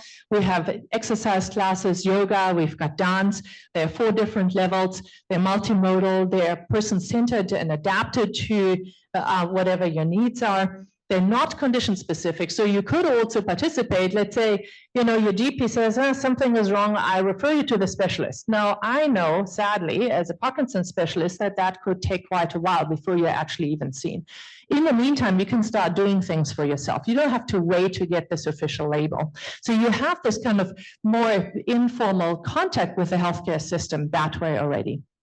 Safety screening, and then, as I said, the levels according to function. We've got a care partner program, and Elaine Book, who's up there, our social worker, is the lead for this, and that's really amazing. The care partners can, of course, join any class as well. We've got all the creative and expressive classes, and Cynthia Friesen, our lead for the creative and expressive classes, is up there. And that is really, there's a wide variety of classes as well, from music to art therapy, and Maddie is actually here, instructor, to improv, gardening, cooking, writing, etc. And then special projects and initiatives. And none of that would be possible if it wasn't for this amazing team of instructors that we have and who are working with us and who are dedicated. And to be honest, when I was preparing the slide, what struck me is just kindness that comes back from that slide. When you look at the faces, these are kind, engaged people. And yeah, it's really a pleasure and an honor to work with all of you. So thank you. We also have, and again, this is led by Sally, we have the educational component. We have many students work with us, and students then also go on to become staff. Yolanda, our dietitian, is there as well. And Sally has set up collaborations with the School of Dietetics, with the School of Kinesiology, the School of Physiotherapy, where she also instructs. Neuropsychology is new, and we have student involvement both as work-learn students as well as volunteers. At any given time, we have about 50 volunteers, students in the classes helping out. And all of that wouldn't be possible if it wasn't for these amazing collaborations. And one I should particularly also mention, because we've been doing this from the very beginning, is music. Professor Rina Sharon is here. We're building on your shoulders as well, because you've been talking about that intersection of health and music and neuroscience for decades, and we're finally kind of getting there. So it really is an honor to work with so many and so many different people, amazing people from different fields. We have the research going on. We've got both program evaluation as well as research into mechanisms. So for example, the Impact 360 study, Jeff Kelly, the picture is here. He is the key person for the Impact 360 studies, which are this combined multimodal lifestyle intervention. So exercise, diet, and mindfulness stress reduction.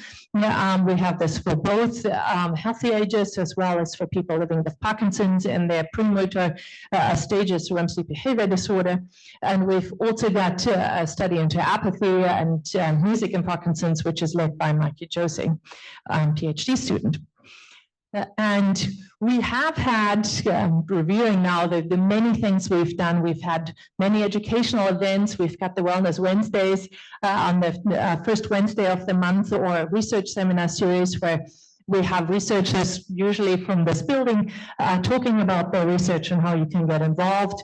Every year on July around 22nd, World Brain Day. We're celebrating World Brain Day, and this year was actually very fittingly prevention.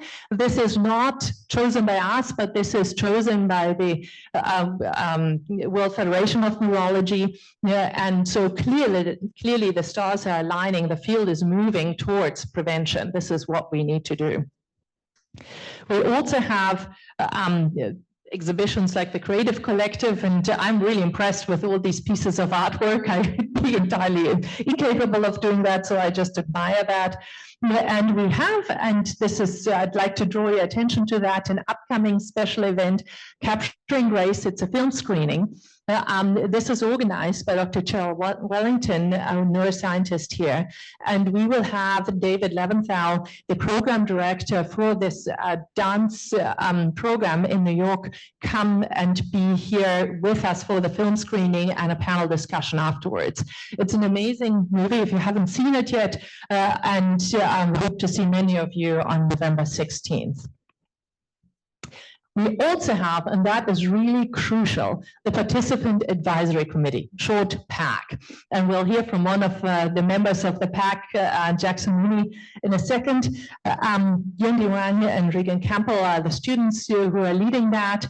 And what the Participant Advisory Committee does is they give us guidance, they come up with ideas, they certainly tell us what they think in terms of feedback, and we take that very seriously. So they are really an integral part, a very important part of the program. In terms of impact, I hope you have seen some of the slides with pictures and quotes from students, participants, care partners outside. Didn't want to review everything again, but here are some themes that have come up from our focus groups, from feedbacks, from questionnaires. Yeah, and on the participant side, there's much more. I'm just trying to condense this on one slide here.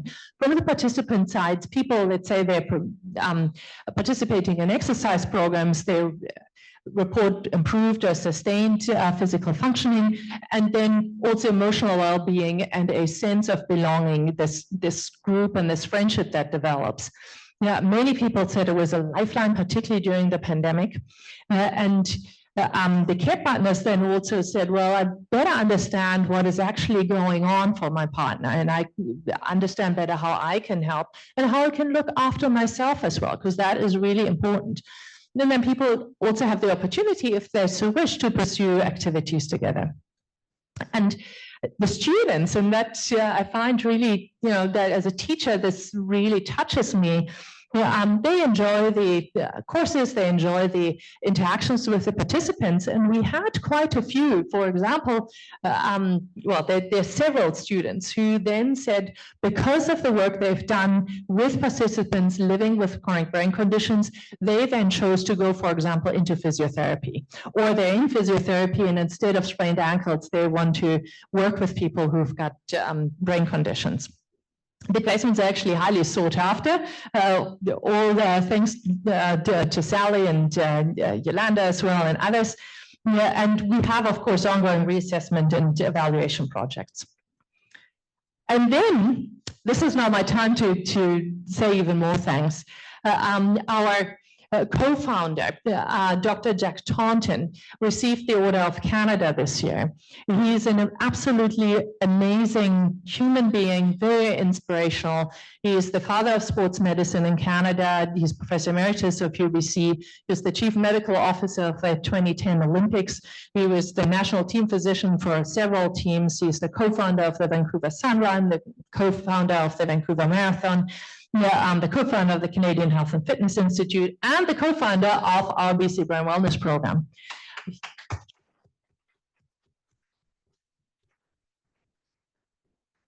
He can't be here with us today, and I'm wishing him the best for his health, but I know in spirit he is absolutely with us, and hopefully he might even be online. And then I would really love to thank all our work-learn students. We have several, and I'm sure you're interacting with many of them over the course of the day. As mentioned, we have around 50 volunteer students helping out in classes at any given semester.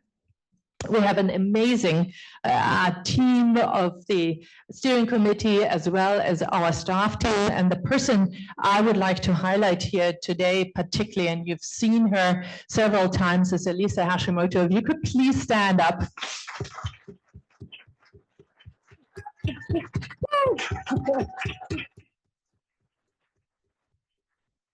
Lisa has done an amazing job of organizing everything to the minute. I hope I'm sticking to the plan, helping, being responsive, communicating with everybody, and also with, of course, Susie's help. So it's been amazing, and thank you very much. And so with that, I think we've learned today that prevention is really very much a crucial part of healthcare. And lifestyle interventions are the foundation of prevention and treatment, supporting health, including brain health, but also heart health. And Dr. Rabinovitz, who is here as a cardiologist, would be pleased to hear that, I hope. And it is complementary to the traditional medical approach. We're not trying to replace it, but you can't do just traditional without the lifestyle interventions. These interventions need to be low barrier, they need to be accessible, they need to be personalized, and they need to be maintained in the long term. Remember, brushing teeth. And so with our program here, I think we have shown over the last 5 years that we have successfully developed and implemented a lifestyle intervention while creating this beautiful community as well. We've been mentoring and educating our students, the next generation of clinicians and scientists, and this is obviously key to all our futures. Research is absolutely crucial, both to understand the mechanisms, also to understand how to continuously improve the program, and to understand how you actually affect change. How do people actually change their own life? These collaborations that I talked about with all these different groups across campus are absolutely crucial. They are the spice of all we do, and they allow us to offer the breadth of programming that we are offering. That we're really hoping that we can extend those and deepen those collaborations, and public outreach like we're doing today is a very important part of that. In future, I'm hoping that we can build some more of the in-person satellite sites, and we're still entirely donor funded, so I'm really hoping that we can also get more sustainable funding. But most importantly, I thank every single one of you, everybody who has supported the program, for your support. None of that would happen if it wasn't for your support. I particularly thank the VGH and UBC Hospital Foundation. I thank the UBC Development Office and UBC Giving Day, where we've been featured 3 years in a row. I thank the Parkinson's Foundation, the Pacific Parkinson's Research Institute, and every one of you. And with that, I shall close it here.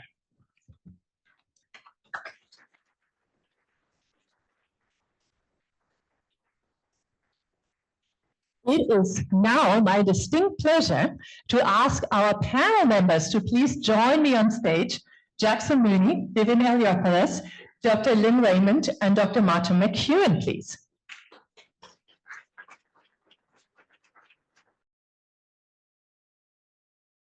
I'd like to introduce our panel members first.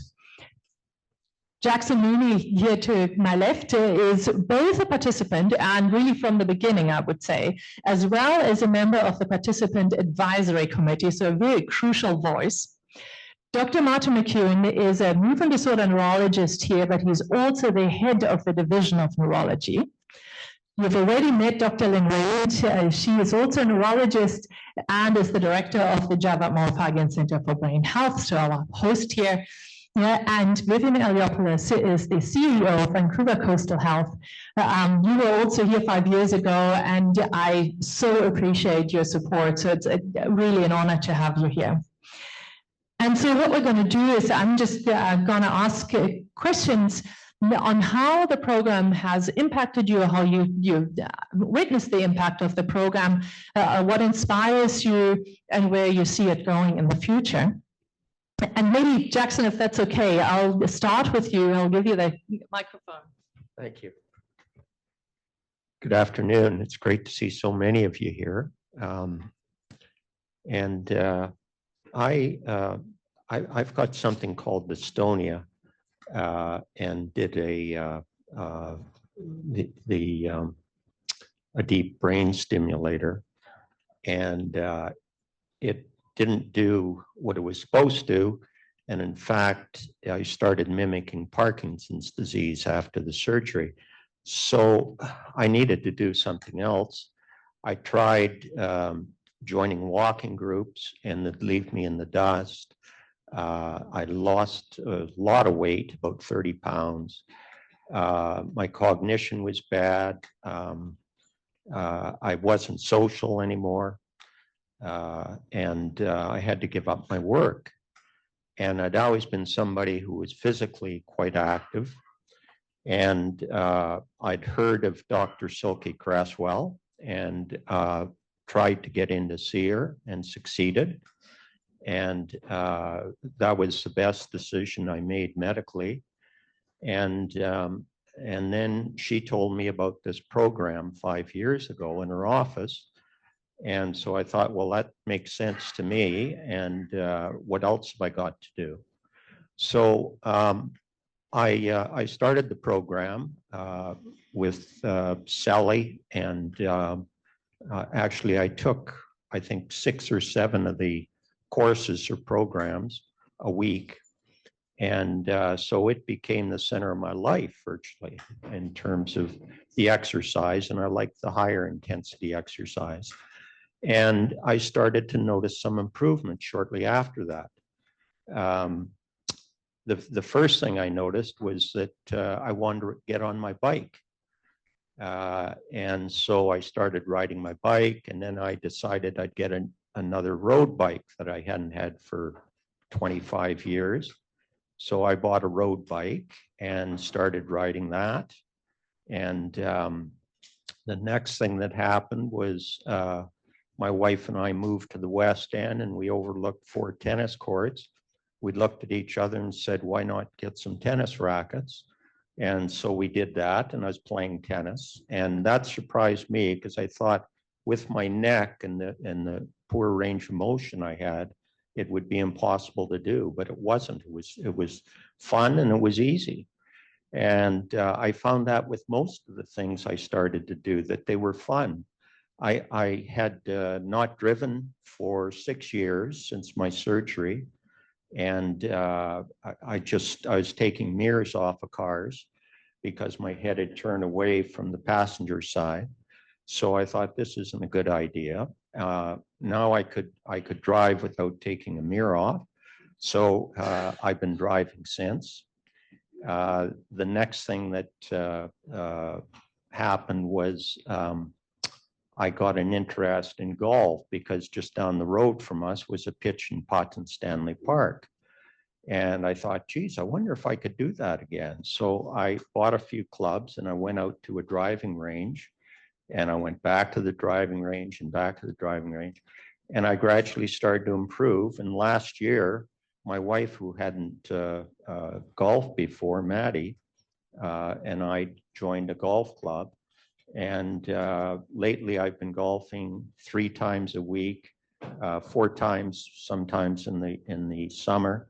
So this program's really literally a life changer to me.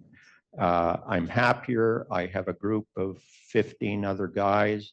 We meet on a Thursday after one of Sally's classes.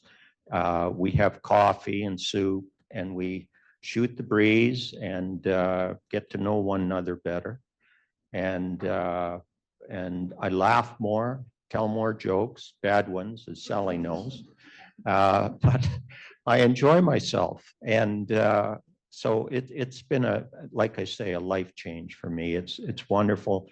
It isn't an organization in my view. The Brain Wellness Program is definitely a family. I feel like that with everybody. I'm in love with Sally and Silke and my wife. And so anyway, that's sort of how it's affected me. Thank you for sharing this. Really amazing. Thank you, Jackson. Martin, I'll give this to you. Yeah, well, first of all, I'd like to congratulate my colleague, Dr. Appel-Cresswell, because I think she was on the forefront of promoting things like exercise and diet and integrative care long before it was trendy. And I think that's why this program has been built up and being so successful and is really a model for the rest of the country and internationally. I think of these, the program, you know, when we deal with brain diseases, different brain diseases, we normally think of different diseases attacking the brain, but I think that's not the right way to think about it. I think a more nuanced approach is to think of it more of a tug of war. The disease is trying to drag the brain down, but the brain is doing its darndest to fight back. And this is what I see the brain wellness program doing. It's giving the brain the tools to sort of fight back about different disease. So I think we need a two-pronged approach. We need to be able to be attacking the underlying disease mechanisms, but we also need to be strengthening the brain.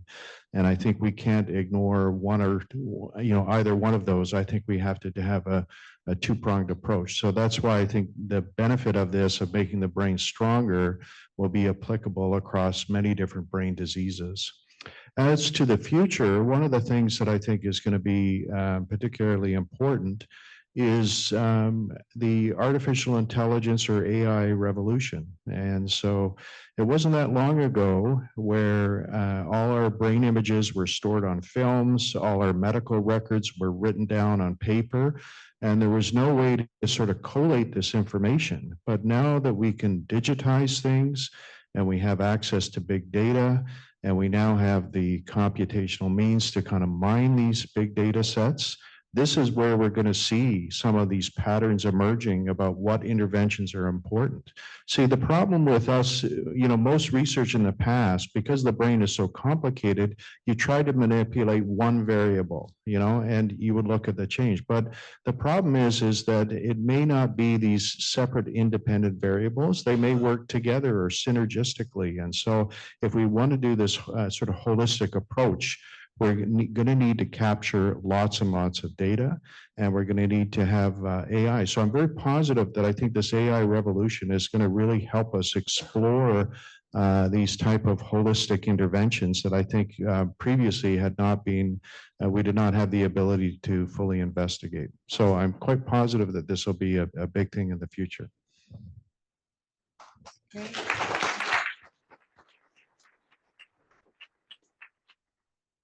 So I don't have too much to add to what Dr. McEwen and Jack Mooney just said, but I do want to say that as the director of the center since beginning of March 2020, when I started, my first job was just to shut the place down and kick everybody out and stop all the research. And a program like Silke's, I thought, well, that's not going to work. I mean, some of us do a lot of work on computers and we can analyze all the data that we didn't get a chance to do and write our manuscripts while we're sitting at home. But I thought, how is she going to manage this? And in fact, you saw what happened. From 75 people who were the ones who could get here and participate, then it grew to over, you know, thousands, a couple of thousand, because there was accessibility that brought in, allowed people across the province to participate in whatever way they could. And we're not discounting the personal, in-person effect.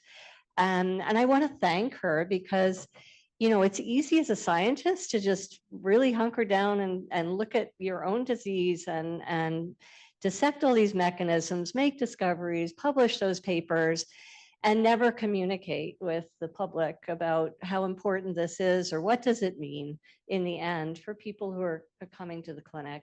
And so we're always saying we need to do more, you know, education and public outreach, and, you know, Silke just does that more or less for us in many ways. That's not to say that there isn't more we could do. So I really thank her for that. So big hand to Silke for that.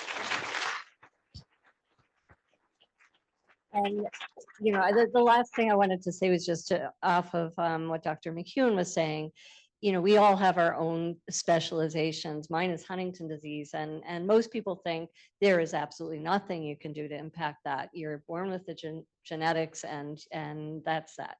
But even those patients, I've seen anecdotally that the ones who stay active and treat the diet seriously, et cetera, are doing better. And so it is about brain resilience, and we've heard that before. Those who have a lot of so-called cognitive reserve, when they start to have some problems with amyloid buildup, they could have a lot of amyloid and still be cognitively intact till late age. So we know that it's not just about what the disease is doing to the brain, the amyloid, what the Huntington gene does, but what the brain can do to mitigate that adverse impact. And exercise, its effect on metabolism is hugely important, and also on the immune system, both diet and exercise. And then meditation. We all know about stress. I say this to my patients as well. Even Huntington disease, the stress is interacting. So very important. Thanks so much, Silke.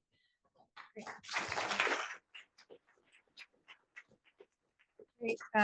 Thanks so much. And, when I think about the program and the impact, I start off thinking about the day I actually met Silke. And I think as everyone has, spoken so far, I think all the roads really truly begin with really the enthusiasm and the passion that Silke had. And I had an opportunity to meet Silke in my office. Mary Knifeworth, who's sitting in the front row here, is one of our directors in Vancouver Coastal Health and has responsibility for the cardiac program as well, as is the operations director here at the center.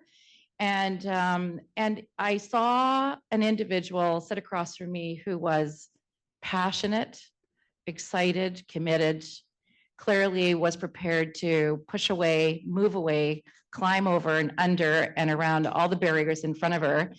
And but really just wanting to find a way to just get started. And when you listen to the statistics, about 75 individuals at the beginning, Silke was really speaking about, I just need some space to get started. And can you help us find some space? And I think as we've heard, and how can I get started from a funding perspective to really try and prove out what we believe is the right thing?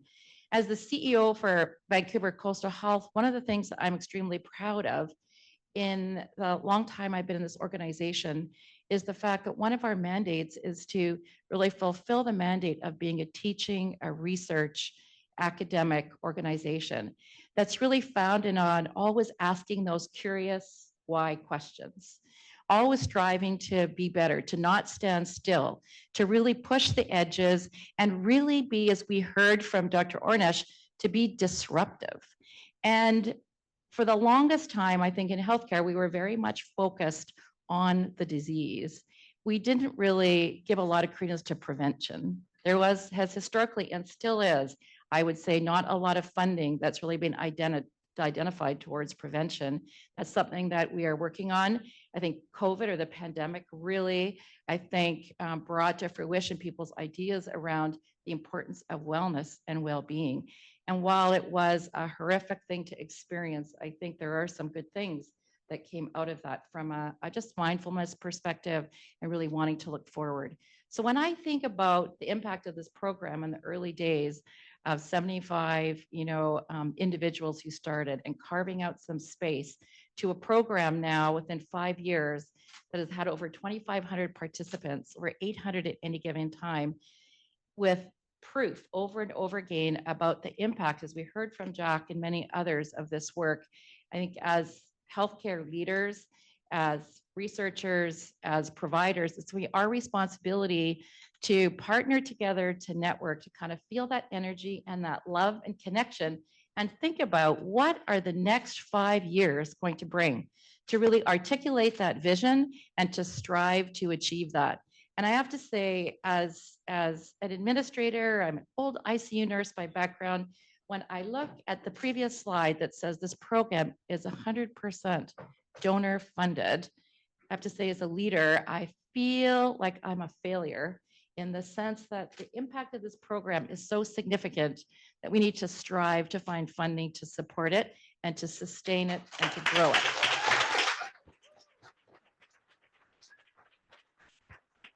So my goal is if I'm still in this job in 5 years, one never knows, is to come back and talk about not only about the sustainment of this program, but how this program has grown. Silke talked about the hub and spoke model. Even within our health authority, once we get out of the Lower Mainland, if you live in the Sunshine Coast, if you live in Cathet, if you live in Pemberton, Whistler, and Squamish, the ability to access this program, if you want to in person in your own community, is challenging at this point in time. So I'm imagining in that hub and spoke model, not only would we be looking at a spoke that's virtual, but an opportunity to really bring this work to communities, to inspire communities to participate in this work, to continue to grow our students, to support our students as they graduate, to pursue this work in our more rural communities so that we can really truly have a broad outreach. And perhaps at one point, it'll be beyond the boundaries of Vancouver Coastal Health, and we'll be talking about this as a provincial program. So I raise my hands to you, Silke, to Sally, to all of the citizens who have benefited from this program, to the numerous and countless, endless students have given their time and energy and commitment to this work. I raise my hands to you and thank you for your work, and I look forward to the future ahead. So thank you.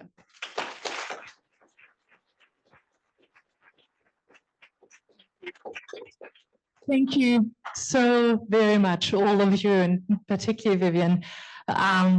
Yeah, I feel the love. I think we've got so much to do, and I'm so excited to do this together.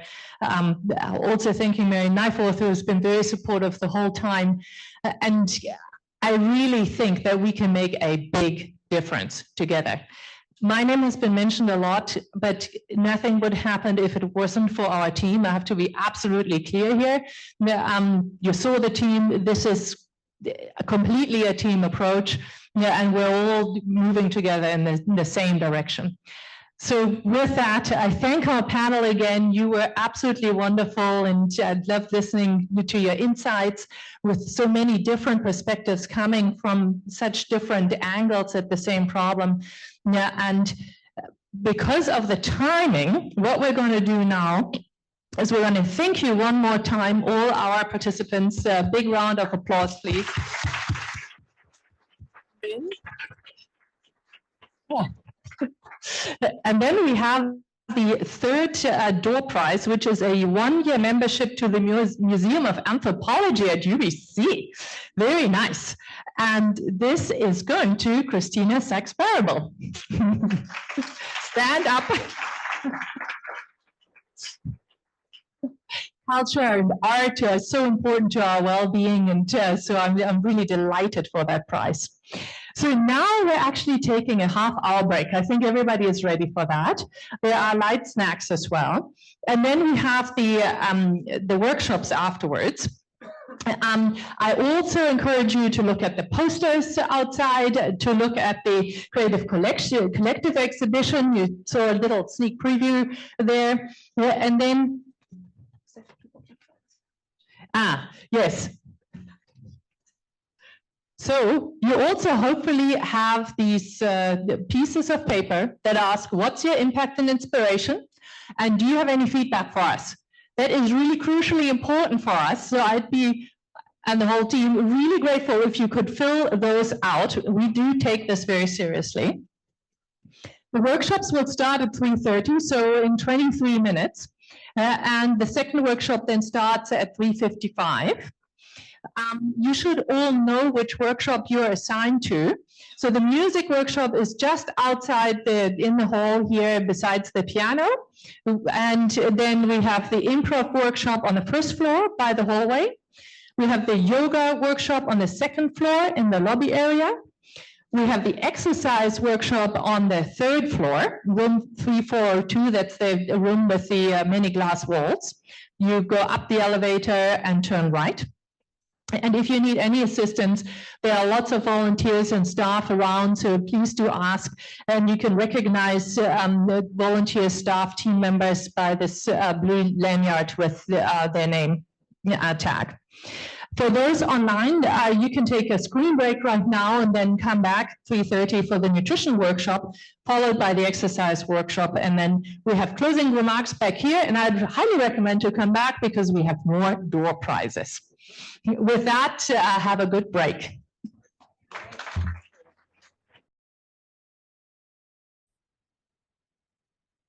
Hello, welcome to the nutrition workshop at the 5th year anniversary event at Brain Wellness Program. Now that the presenter already talked about why lifestyle matters, we want to move on to the next step. Now what? What should we do to make lifestyle changes? And this involves a little bit reflection activities that we have at this workshop. I'm Yolanda, I'm the registered dietitian at Brain Wellness Program. I'm also a personal trainer. And Diana is the program assistant, which she's also a student at dietetics program at UBC. And we will have 2 activities throughout this workshop. We have both online participant and in-person participants. Online participants will be joining us via Zoom and answer the question either by annotation or through the chat. And for in-person participant, we're using the menti.com website to interact with our questions. So for the first activity, we want to reflect on our food and nutrition knowledge and our behavior. How much do we know already, and how much have we done, and why we haven't done according to what we know. All right. So the first question. I'm listing a few claims, and the question is basically for you to answer how much do you agree or disagree to the claim that we listed here. So the first claim is, I'm satisfied with my current health/nutrition status. A is strongly agree, B is agree, C is somewhat agree, D is disagree, and E is strongly disagree. Now you can note your answers on the paper or react to our questions through Zoom or Menti. Second question or second claim is, I have a good understanding of what food, diet, or behavior is good or healthy for me. It's the same answer, same choices available. All right, the third question is, I'm able to put the knowledge of food and nutrition into action, the third claim. Okay, so I will read it out for you all if you don't have it on your phone.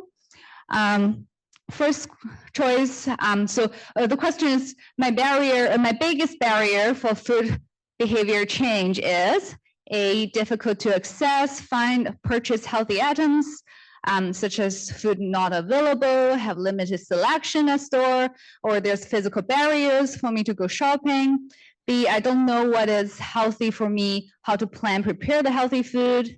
C, don't have a high income, and there's also increased food cost, which definitely impact me. D, lack of willpower or motivation to cook healthy food. E, healthy food does not appeal to me. F, poor appetite, difficulty chewing or swallowing certain food. G, influence of family member or friends. H, no time to prepare healthy food, and of course others. All right, so hopefully you get a chance to think about what are the things that might impact your knowledge and behavior. And now I'm going to share my laptop for some result, and maybe Alison, you can, oh, actually, I know I should be able to figure it out. There we go. Okay. Excuse me. Oh, did somebody say something? Excuse me. Yeah. Regarding the number 3. You are still doing the number 3? Oh, you didn't do the number 3? Number 3 is I'm able to put knowledge of food and nutrition into action. So No, this is the that's not- result. That's not the one I was noted. Oh, The one when you had a lot of choices. oh, the number 4, you're still doing it. Sorry. So maybe we can look at some of the results together, and I will explain what are there, and you can feel free to reflect on it at your own time as well. First question is, first statement, I'm satisfied with my current health and nutrition status. Most people agree or somewhat agree. So that's great. It's nice that you're happy with your current health and nutrition status. Huh? Similar on the Zoom as well.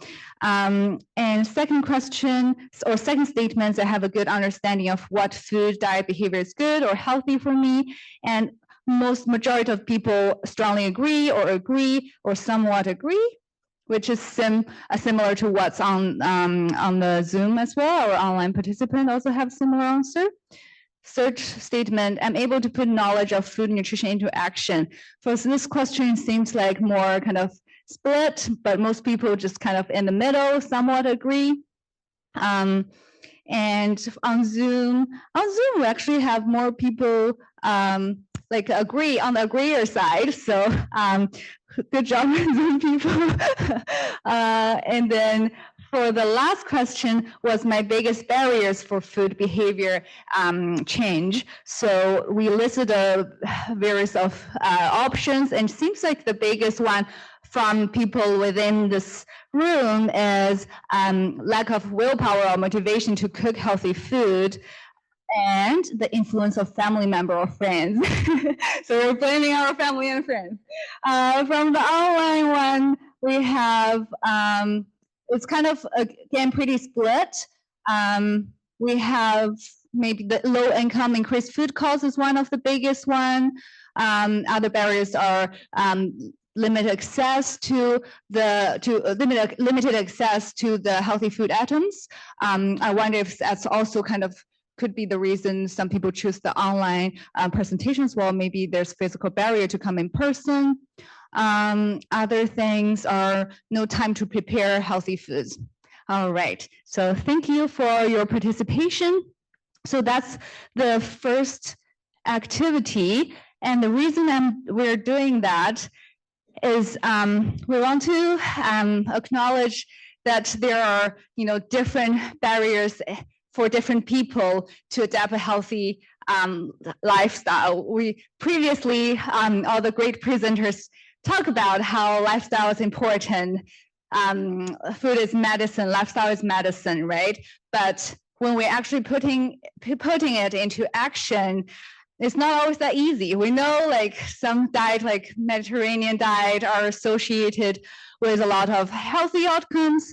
Health outcomes, for example, the umbrella review from 2018 shows the benefits of following a Mediterranean diet is associated with a various of disease, and that's including overall mortality and also other diseases like common cardiovascular disease, certain cancer, and also, of course, neurodegenerative disease, and there's Alzheimer's disease as well. The green bars means there's like a pretty suggestive or convincing result. And moving forward, there's also a systematic review in 2022, studying different diet and their impact on the inflammation in our body. So Mediterranean diet being the first one, and is associated with the lower inflammation markers in our bodies. So if, some people want to follow anti-inflammatory diet, then like Mediterranean diet is a pretty good one, it seems like, from this review. And this paper that I pulled up here, they did a systematic review of the barriers and facilitators associated with adopt this Mediterranean diet lifestyle. And the common themes they find are consideration are the financial, cognitive, social-cultural, motivational, lifestyle, accessibility and availability, sensory and hedonic, and demographic. So similar to kind of what we get from today's input, from your input, there are kind of various reasons, and not all of them are within our control. And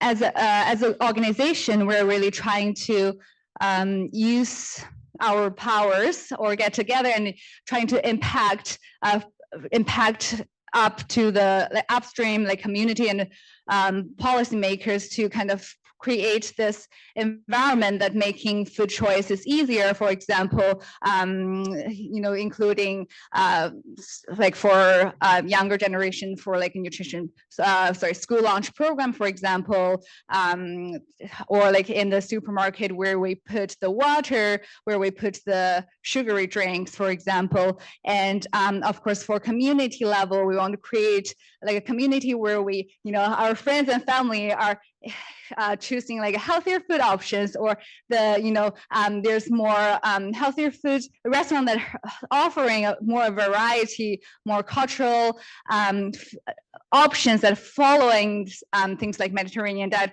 versus a lot of fast food always available and fast for us to choose. And from going downstream for interpersonal and individual level, we kind of want to encourage people, or we want to create program, we want to share the nutrition literacy and nutrition skills and help people to develop more of the skills so you can put your knowledge into actions as well. So at the program, we had this Brain Power Kitchen as the first nutrition class for this term. And we kind of put a presentation, cook along, alternating topics. So for every 2 weeks, and people will share their own recipe as well. And our goal is to create a community cooking book.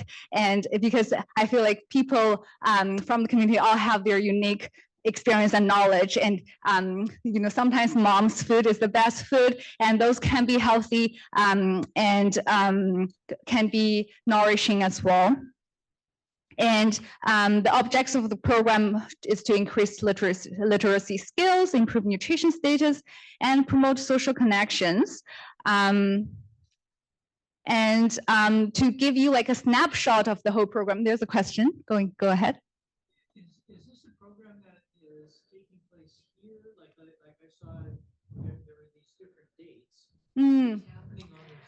Yeah, so right now, because of lack of funding and lack of space, we are offering a virtual cooking class. So we have a limited capacity, but we do have around, I think, 25 people in the class. It's happening online. And if you are interested, you can put yourself on the waiting list, and we have spot available, we'll let you in, and it's every other Mondays, and we're kind of talking about nutrition, or we're sharing recipes or cook together. That's on Zoom, that's right, yeah. And yeah, so we can't talk about all the all the nutrition knowledge today, but we want to give you a snapshot. What are some activities that we can do, or what are some of the meal planning skills we can easily adapt into our daily life, and with the consideration of some of the barriers like not enough time, not enough money, or eating alone, fresh food getting bad quickly. So I will have Diana here to lead this activity. And please, again, online people, feel free to do the annotation on Zoom when Diana indicate, or share your result in the chat. And for people in person, you can write on the paper or go on to the Menti question. We have following question as well. I see some people already put their question in, so I will let you hold the activity. Thank you, Yolanda. Hello, everyone. Another note for registering for the class, if you're interested, it's on the BC Brain Wellness program website. And so we have classes for each term. So for this term, it's going to be ending in on December 13th, but there will be the next term happening in January until April. So just a note that there will be nutrition classes in the future. Yes. Is the class recorded? Can we access the video if it's recorded? No. The classes aren't recorded. They are just through registration through the website, and then you attend live. But we are creating resources, nutrition resources. We recently did a cooking kind of recipe making video by a chef, one of our chefs at UBC. And so we'll be sharing those resources online. Is there anything else to add?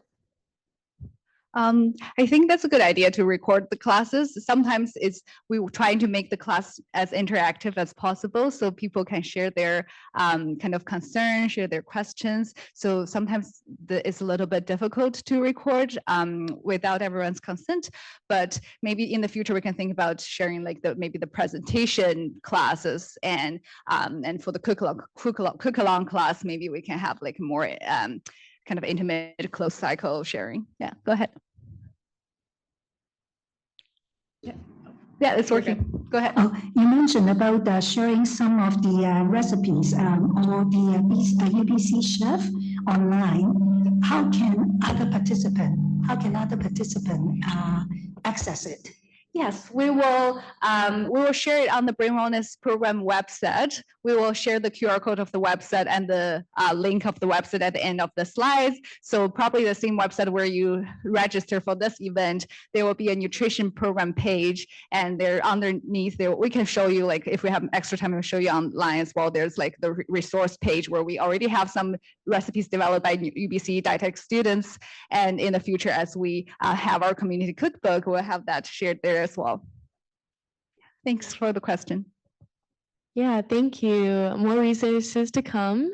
But yeah, let's jump into this activity where we're looking at meals from pantry staples. So I'm sure there are some staples in your home that are always on hand, and we just want to look at how we can put these together to make a simple, easy, quick meal. So for this, before we get started into getting your responses, I just want to make a note of the Canada's Food Guide here, where it shows a plate with half of it being vegetables and fruits, a quarter of protein foods in different forms, and then another quarter of whole grain foods. And so, you know, your plate may not look this way all the time, and that's okay. It could be a mixture, it could be a curry or a soup, but just keeping to these kind of ratios as well is something to be aware of. And the Canada's Food Guide is online if you ever want to look more into it. Great recommendations and recipes as well. But we'll go next into sharing, or for those online to annotate on the screen or put into the chat box some ingredient staples that you have in your pantry.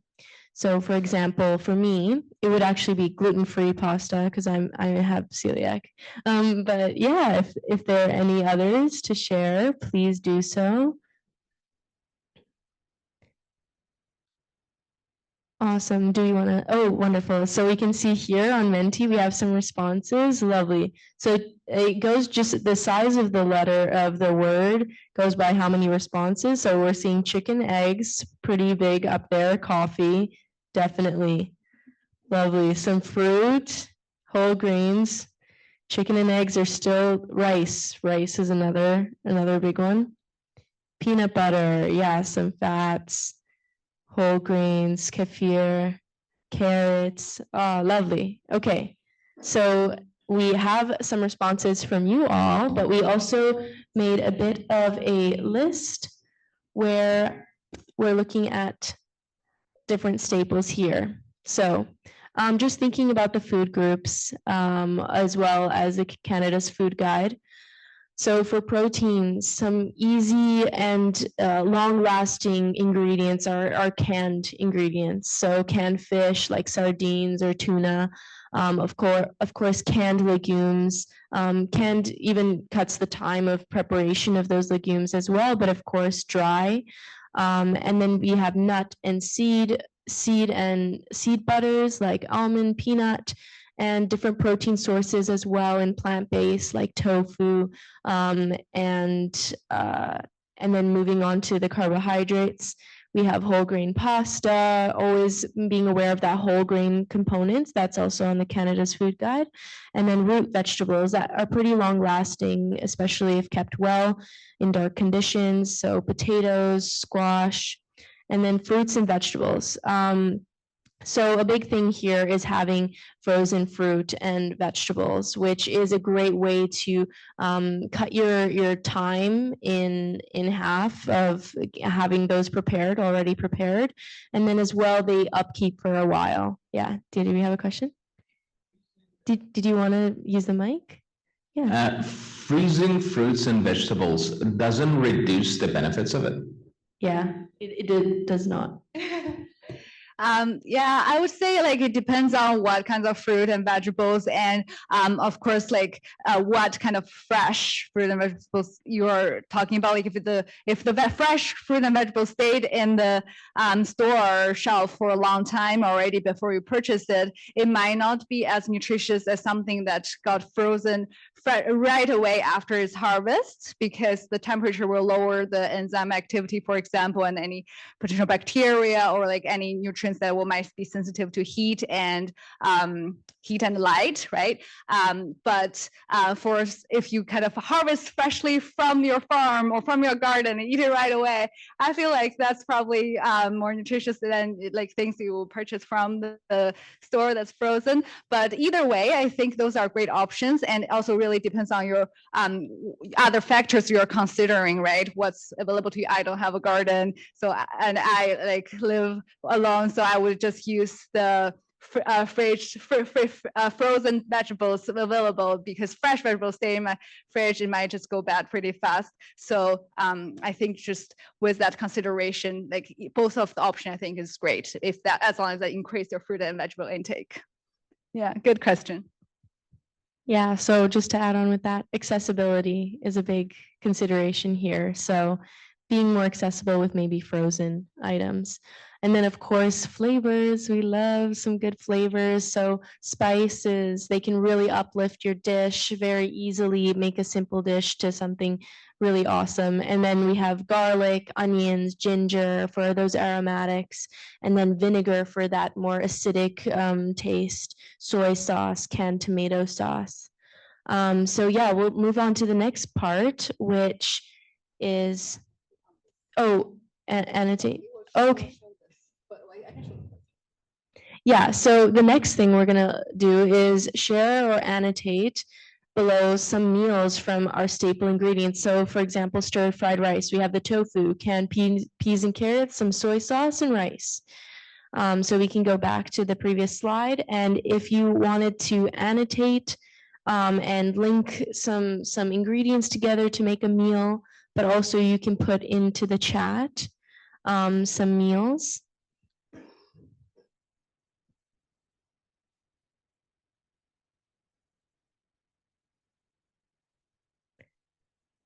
Okay, so we're mentioning here as a magic meal because you're bringing all these ingredients that are your staples. And so we'll just share on the Menti.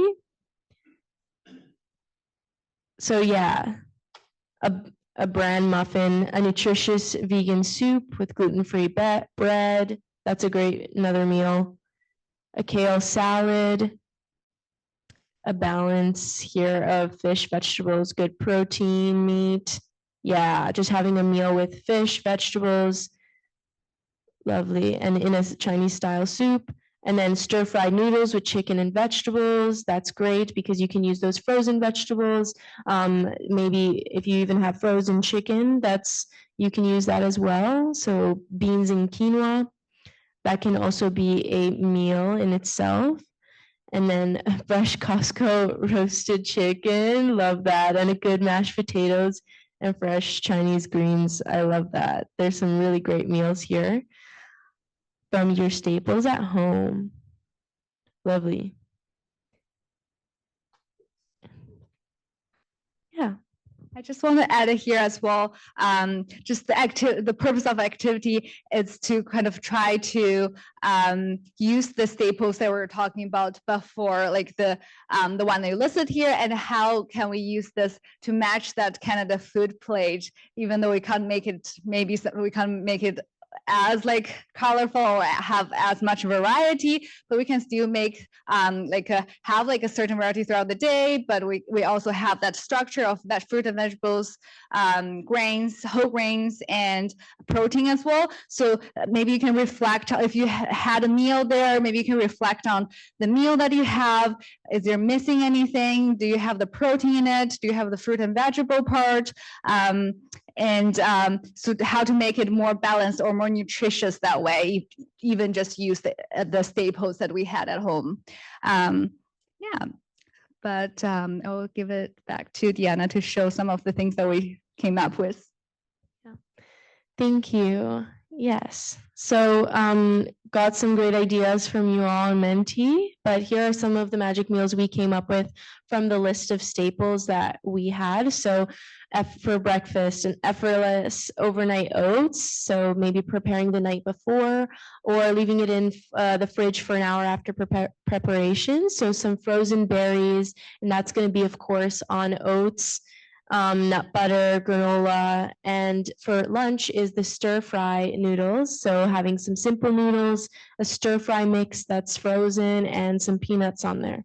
And then, of course, one pot lentil stew, just to not use too many things in your kitchen.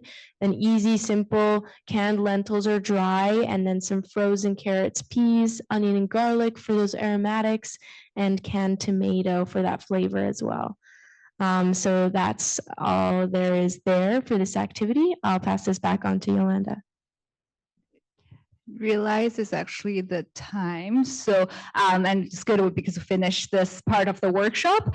There's a little bit more information here on the slide. There's dietitian supports you can get either like from your community. If you have a specific concern or health reason, you can ask your practitioner to refer you to the dietitians. There's also free HealthLink BC dietitians. You can either call them or email them. And there's also private practice dietitian available if you're able to afford the fees or if you have health insurance. And so now is the official end of the workshop number 1. And for online participants, you can stay online and we will transition to the workshop number 2 online. And for in-person participants, please feel free to go to your respective workshop place for number 2 workshop. And you don't have to come back at 4:20 as we're a little bit late on time. Just come back after you finish your second workshop and we'll have the closing remarks by Silke. And for those who are asking about the Brain Wellness Program resource and nutrition classes, they will be on the BC Brain Wellness website here. It's bcbrainwellness.ca, or you can scan the QR code there. Hopefully that QR code will work. Yeah, thank you. I will stay here for a bit to answer any questions. Thank you.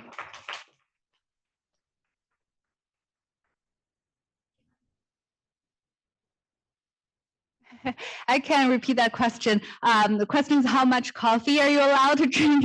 Is it good for a brain? So I won't say like there's so much coffee you're allowed to drink, but there's definitely some consideration if you're having too much. For example, for people with pregnancy, we don't want to have too much, or for people who are kind of at risk of dehydration, for example, because if you have too dense of a coffee that's like too heavy, have too much caffeine, and it is diuretic, and you might lose more water. It also replace of the water that you might take like the throughout the day, because you have the coffee there, you won't go for the water. So for those population, then I sometimes recommend say like limited to 2 cups per day. For pregnancy, there's like more strict rule, and you can refer to your health practitioners. But yeah, so if you don't, if you're not during pregnancy, and it's just for general health consideration, I would say like maybe limited to 2 cups per day, just for the hydration consideration. But for the brain health side, there are some research showing that drinking more coffee might be associated to lower risk of Parkinson's disease, but we don't know if it's actually like a causal relationship. We don't know if they have lower risk of Parkinson's because they drink more coffee. It could be just, you know, people who happen to, I don't know, like for example, we know that people who have sleep problems, one of the kind of prodromal symptoms is people who have the sleeping problem at night, then later on they develop Parkinson's disease. Maybe those people, they don't need to drink coffee to stay awake because they're already having trouble sleeping, but versus other, it's just this assumption, but just randomly giving you an example. But for, you know, other people who actually have no issue sleeping and even sleepy during the day, maybe they drink more coffee, and then they don't have like a they have lower risk of having Parkinson's disease. It's just not it's not a cause, and so we don't like recommend yet people to just drink coffee to prevent Parkinson's disease. But that is like a kind of association we find from people's kind of questionnaires, for example. Yeah. Potatoes. For potatoes, I'm not aware there's like any study about that and brain directly. I might be wrong, but for the potato, so first of all, it's a starchy vegetable, right? So it will provide carbohydrates that we need for the energy. So that is good if you need more energy. But for people who have, say, like high blood sugar or diabetes concern, then you might want to be careful about the size of the potatoes, or potatoes are, it does increase our blood sugar a little bit faster, so that might be a spike. So, but if you're going for exercise afterward, it's a good source of energy. So I won't say it's like a good or bad food. It's more about when you eat it, how you eat it, what do you eat it for, right? But I think it's a good, if you do like it, I think it's a good part of your healthy diet. It can be, yeah.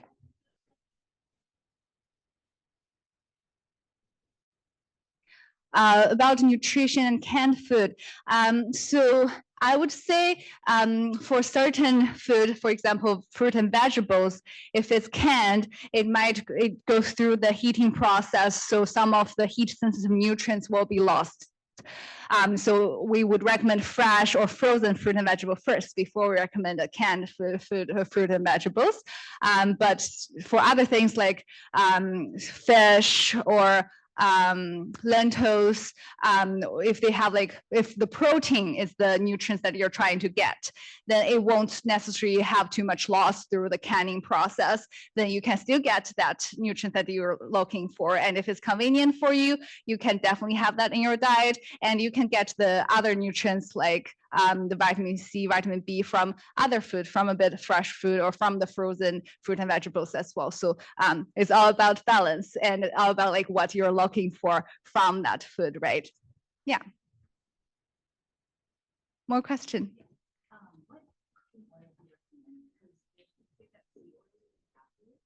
So seed oil? That seed oils are bad for you? So what kind of cooking oils would you recommend? For cooking fat or oil, of course, olive oil is probably the one that's studied the most. It have a lot of polyphenols, which is anti-inflammatory compounds, and it's definitely bring a lot of health benefits.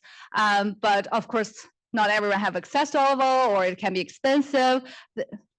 Yes, and have low smoking points if you're, especially for extra virgin olive oil, because it didn't go through chemical process. It's like just mechanical press. It have all the, anti-inflammatory factors, and also have all the impurity particles there. And when you heat it, it will get the smoke a lot faster. So for extra virgin olive oil, we don't want to heat too high, to a high temperature. Use it for salad dressing. But olive oil, not the extra virgin, if it's regular olive oil, it can still heat to a fairly high point. What I remember is around 375. I could be wrong, but so that's still good enough for baking or some simple frying. And of course, if you kind of a little bit worried about the smokes at home, then you can choose avocado oil, which is also pretty healthy, have a lot of monounsaturated fat.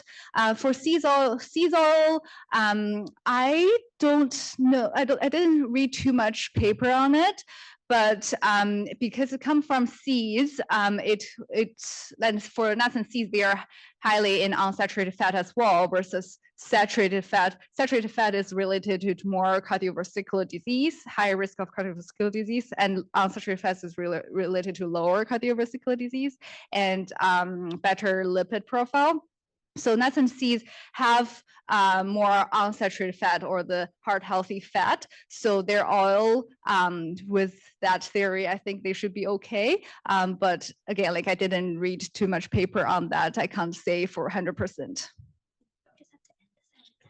Okay, yeah, we have to end the session, sorry, because we're jumping into the workshop, but I can just answer your question offline. Okay. Here we are. So we just have 10 minutes. So we're going to do a very quick little workout, and I'm going to use handheld weights. So I have a set of weights, and I have a long band, which I'm also going to use. I was going to do a floor component, but I'm going to cut that because we're a bit tight for time. So I'm going to start you out with a warm up, remembering everyone, please don't do the things that don't work for you.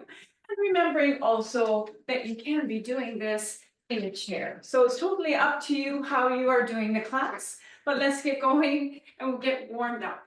And pump those arms forward, back, and here we go now. It's a tap and tap. I'm just going to warm you up very quickly for 5, 6, 7, and 8. Tapping side for 10. Out, out. 4, 5, 6, 7, 8. Alternate knee comes up, and again 10, 9, 8, 7, 6. For 4, nice easy arms, and stepping together, little bit down.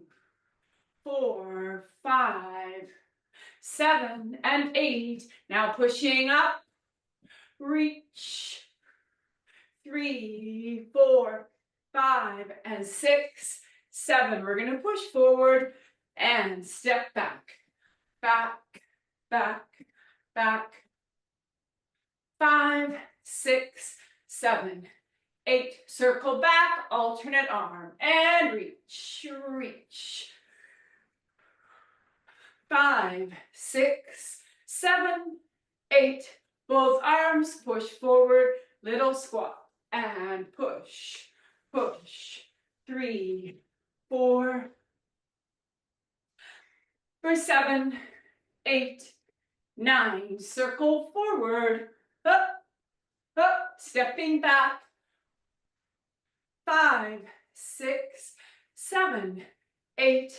Again, push, push, push. 3, 4, and 7, 8. We're going to hold up, right foot up.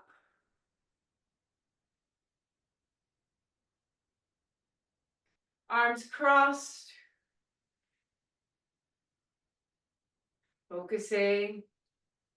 And change, left foot up.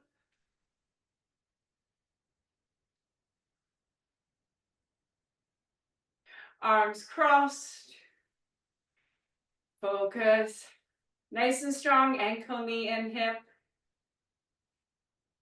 Good. And now with that right foot, make a circle. And with your left arm, a figure 8. Circling in, figure 8. And you're going to keep your foot going and make your arm go the other way, but not your foot.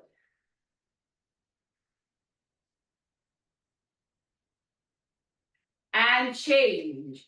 Left foot, circle. Right arm, figure 8.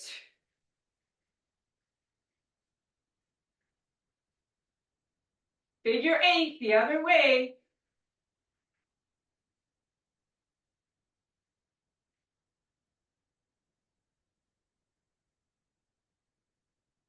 Good.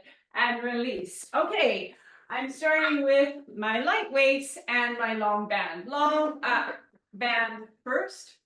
If you don't have a band, you're going to take arms out and be pushing back, back, back, keeping everything nice and straight. If you do have a band, tension on your band, both arms opening. Optional is doing a lunge while you open. So you're either doing open like this, or you're doing open, open.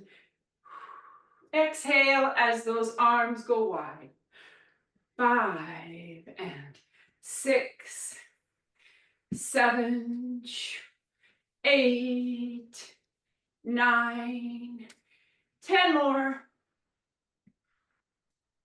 Try to keep the tension on your band the whole time, nice and strong between your shoulder blades, back of the shoulder. And 6, 7, 8, 9. Great. If you have only a band, you're now going to lift, push out wide to the side. If you also have light weights, you're going to do a lateral raise. Palms forward, thumbs out, chest open, lift. Remember, this can be done without weights. And remember that you're only doing it if it's a good exercise for you. Optional is left foot up, leaning right slightly. 3, 4, 4 more, then we're going to change legs. 4, or you're keeping both feet down. 3, 2, and change. Try not to lift your shoulders up, just going wide. And 6, 2 more. Great. Bringing it down, we're going to do a little bicep curl, curl, curl. Hump. 5, 6, 7, 8, 9, 10 more. Push. 2, 3. I'm going to do triceps. 5, 6, 7, 8, 9. Triceps. Hinged position. Hip back. Elbows up. Retracted shoulder blades. Push and push. 4, 5. And 8, 9, 10 more. Push, push.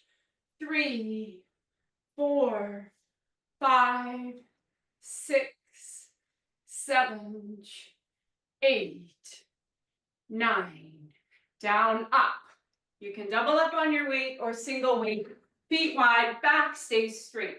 I'm coming down with a straight back, down with a straight back. Pull to my shoulder and pushing up. If pushing up is not great for you, you're just doing this part. Bring it up to the hip, up. Ready, right arm, down, push. And you're gonna try and do this quickly. Nice strong back. Think about being strong with your whole body. Remember that straight back is controlling how far down you go. And here we go, 2 more, and we're going to change arms, push, and change. Down, up, down, and push.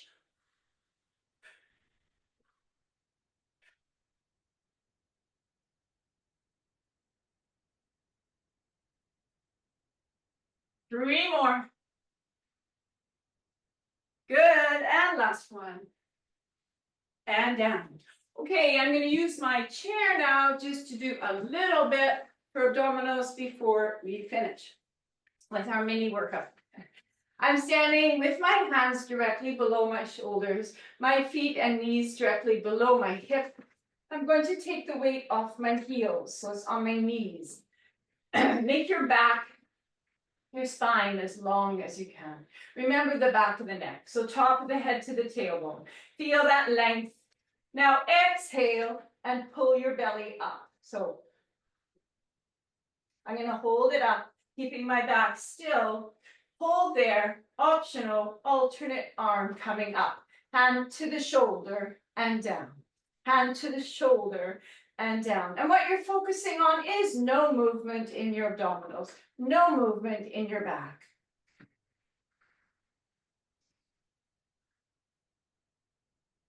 Six and 5.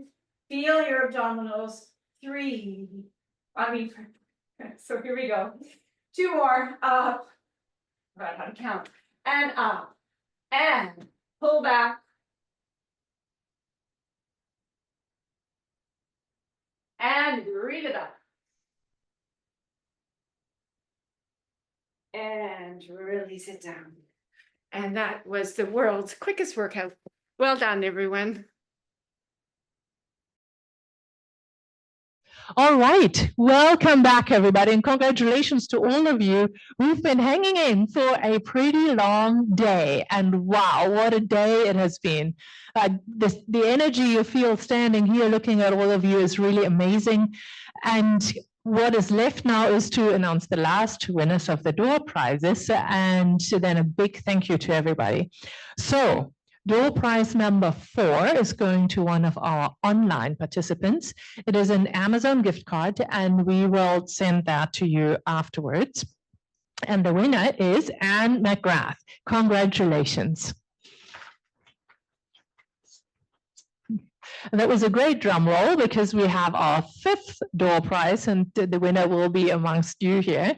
And that is donated very kindly by one of our participants. It is 4 admission tickets to the Vancouver Aquarium. And the winner is Jillian Scots. And we'll send that to you afterwards. Congratulations to all the winners, and an enormous thank you to everybody who's been here. One last housekeeping announcement is if you could please fill in those feedback cards back and front if possible, and then you can leave them in our designated silver bag here at the exit. That would be really helpful. So thank you everybody for doing that. And with that, I thank everybody who's come out and made this day as special as it has been, to all our staff, all our students, all our volunteers. And there are many, many people, as you can see, who've been instrumental in bringing this all together. But there is one person who I really want to highlight and thank you one more time, because she's been the quarterback for the whole event here. Yeah, and Lisa, you have to come here. This is Lisa Hashimoto, our program manager. Thank you, Lisa. I'm also thanking the Javad Maofagian Center for Brain Health, and Clement has been very helpful in setting this all up, and we're one of the programs here at the center. Dr. Lynn Raymond was here, of course, and so we are very grateful that we're part of such an exciting and dynamic center. I'm very grateful to our sponsors who have helped particularly today, who've been donating the door prizes, the Vancouver Art Gallery, the UBC Museum of Anthropology, the UBC Botanical Garden, Loaf Cafe, Rain or Shine, and several anonymous donors for door prizes as well. And with that, I thank everybody online as well. I can't see you, but I'm really delighted you're there. Yeah, and everybody who's here, have a great rest of the weekend. Stay somewhat dry, or make the rain a feature. Yeah, and go vote if you haven't yet. And we'll see you here. And there's Sally coming down to say something as well. Hold on.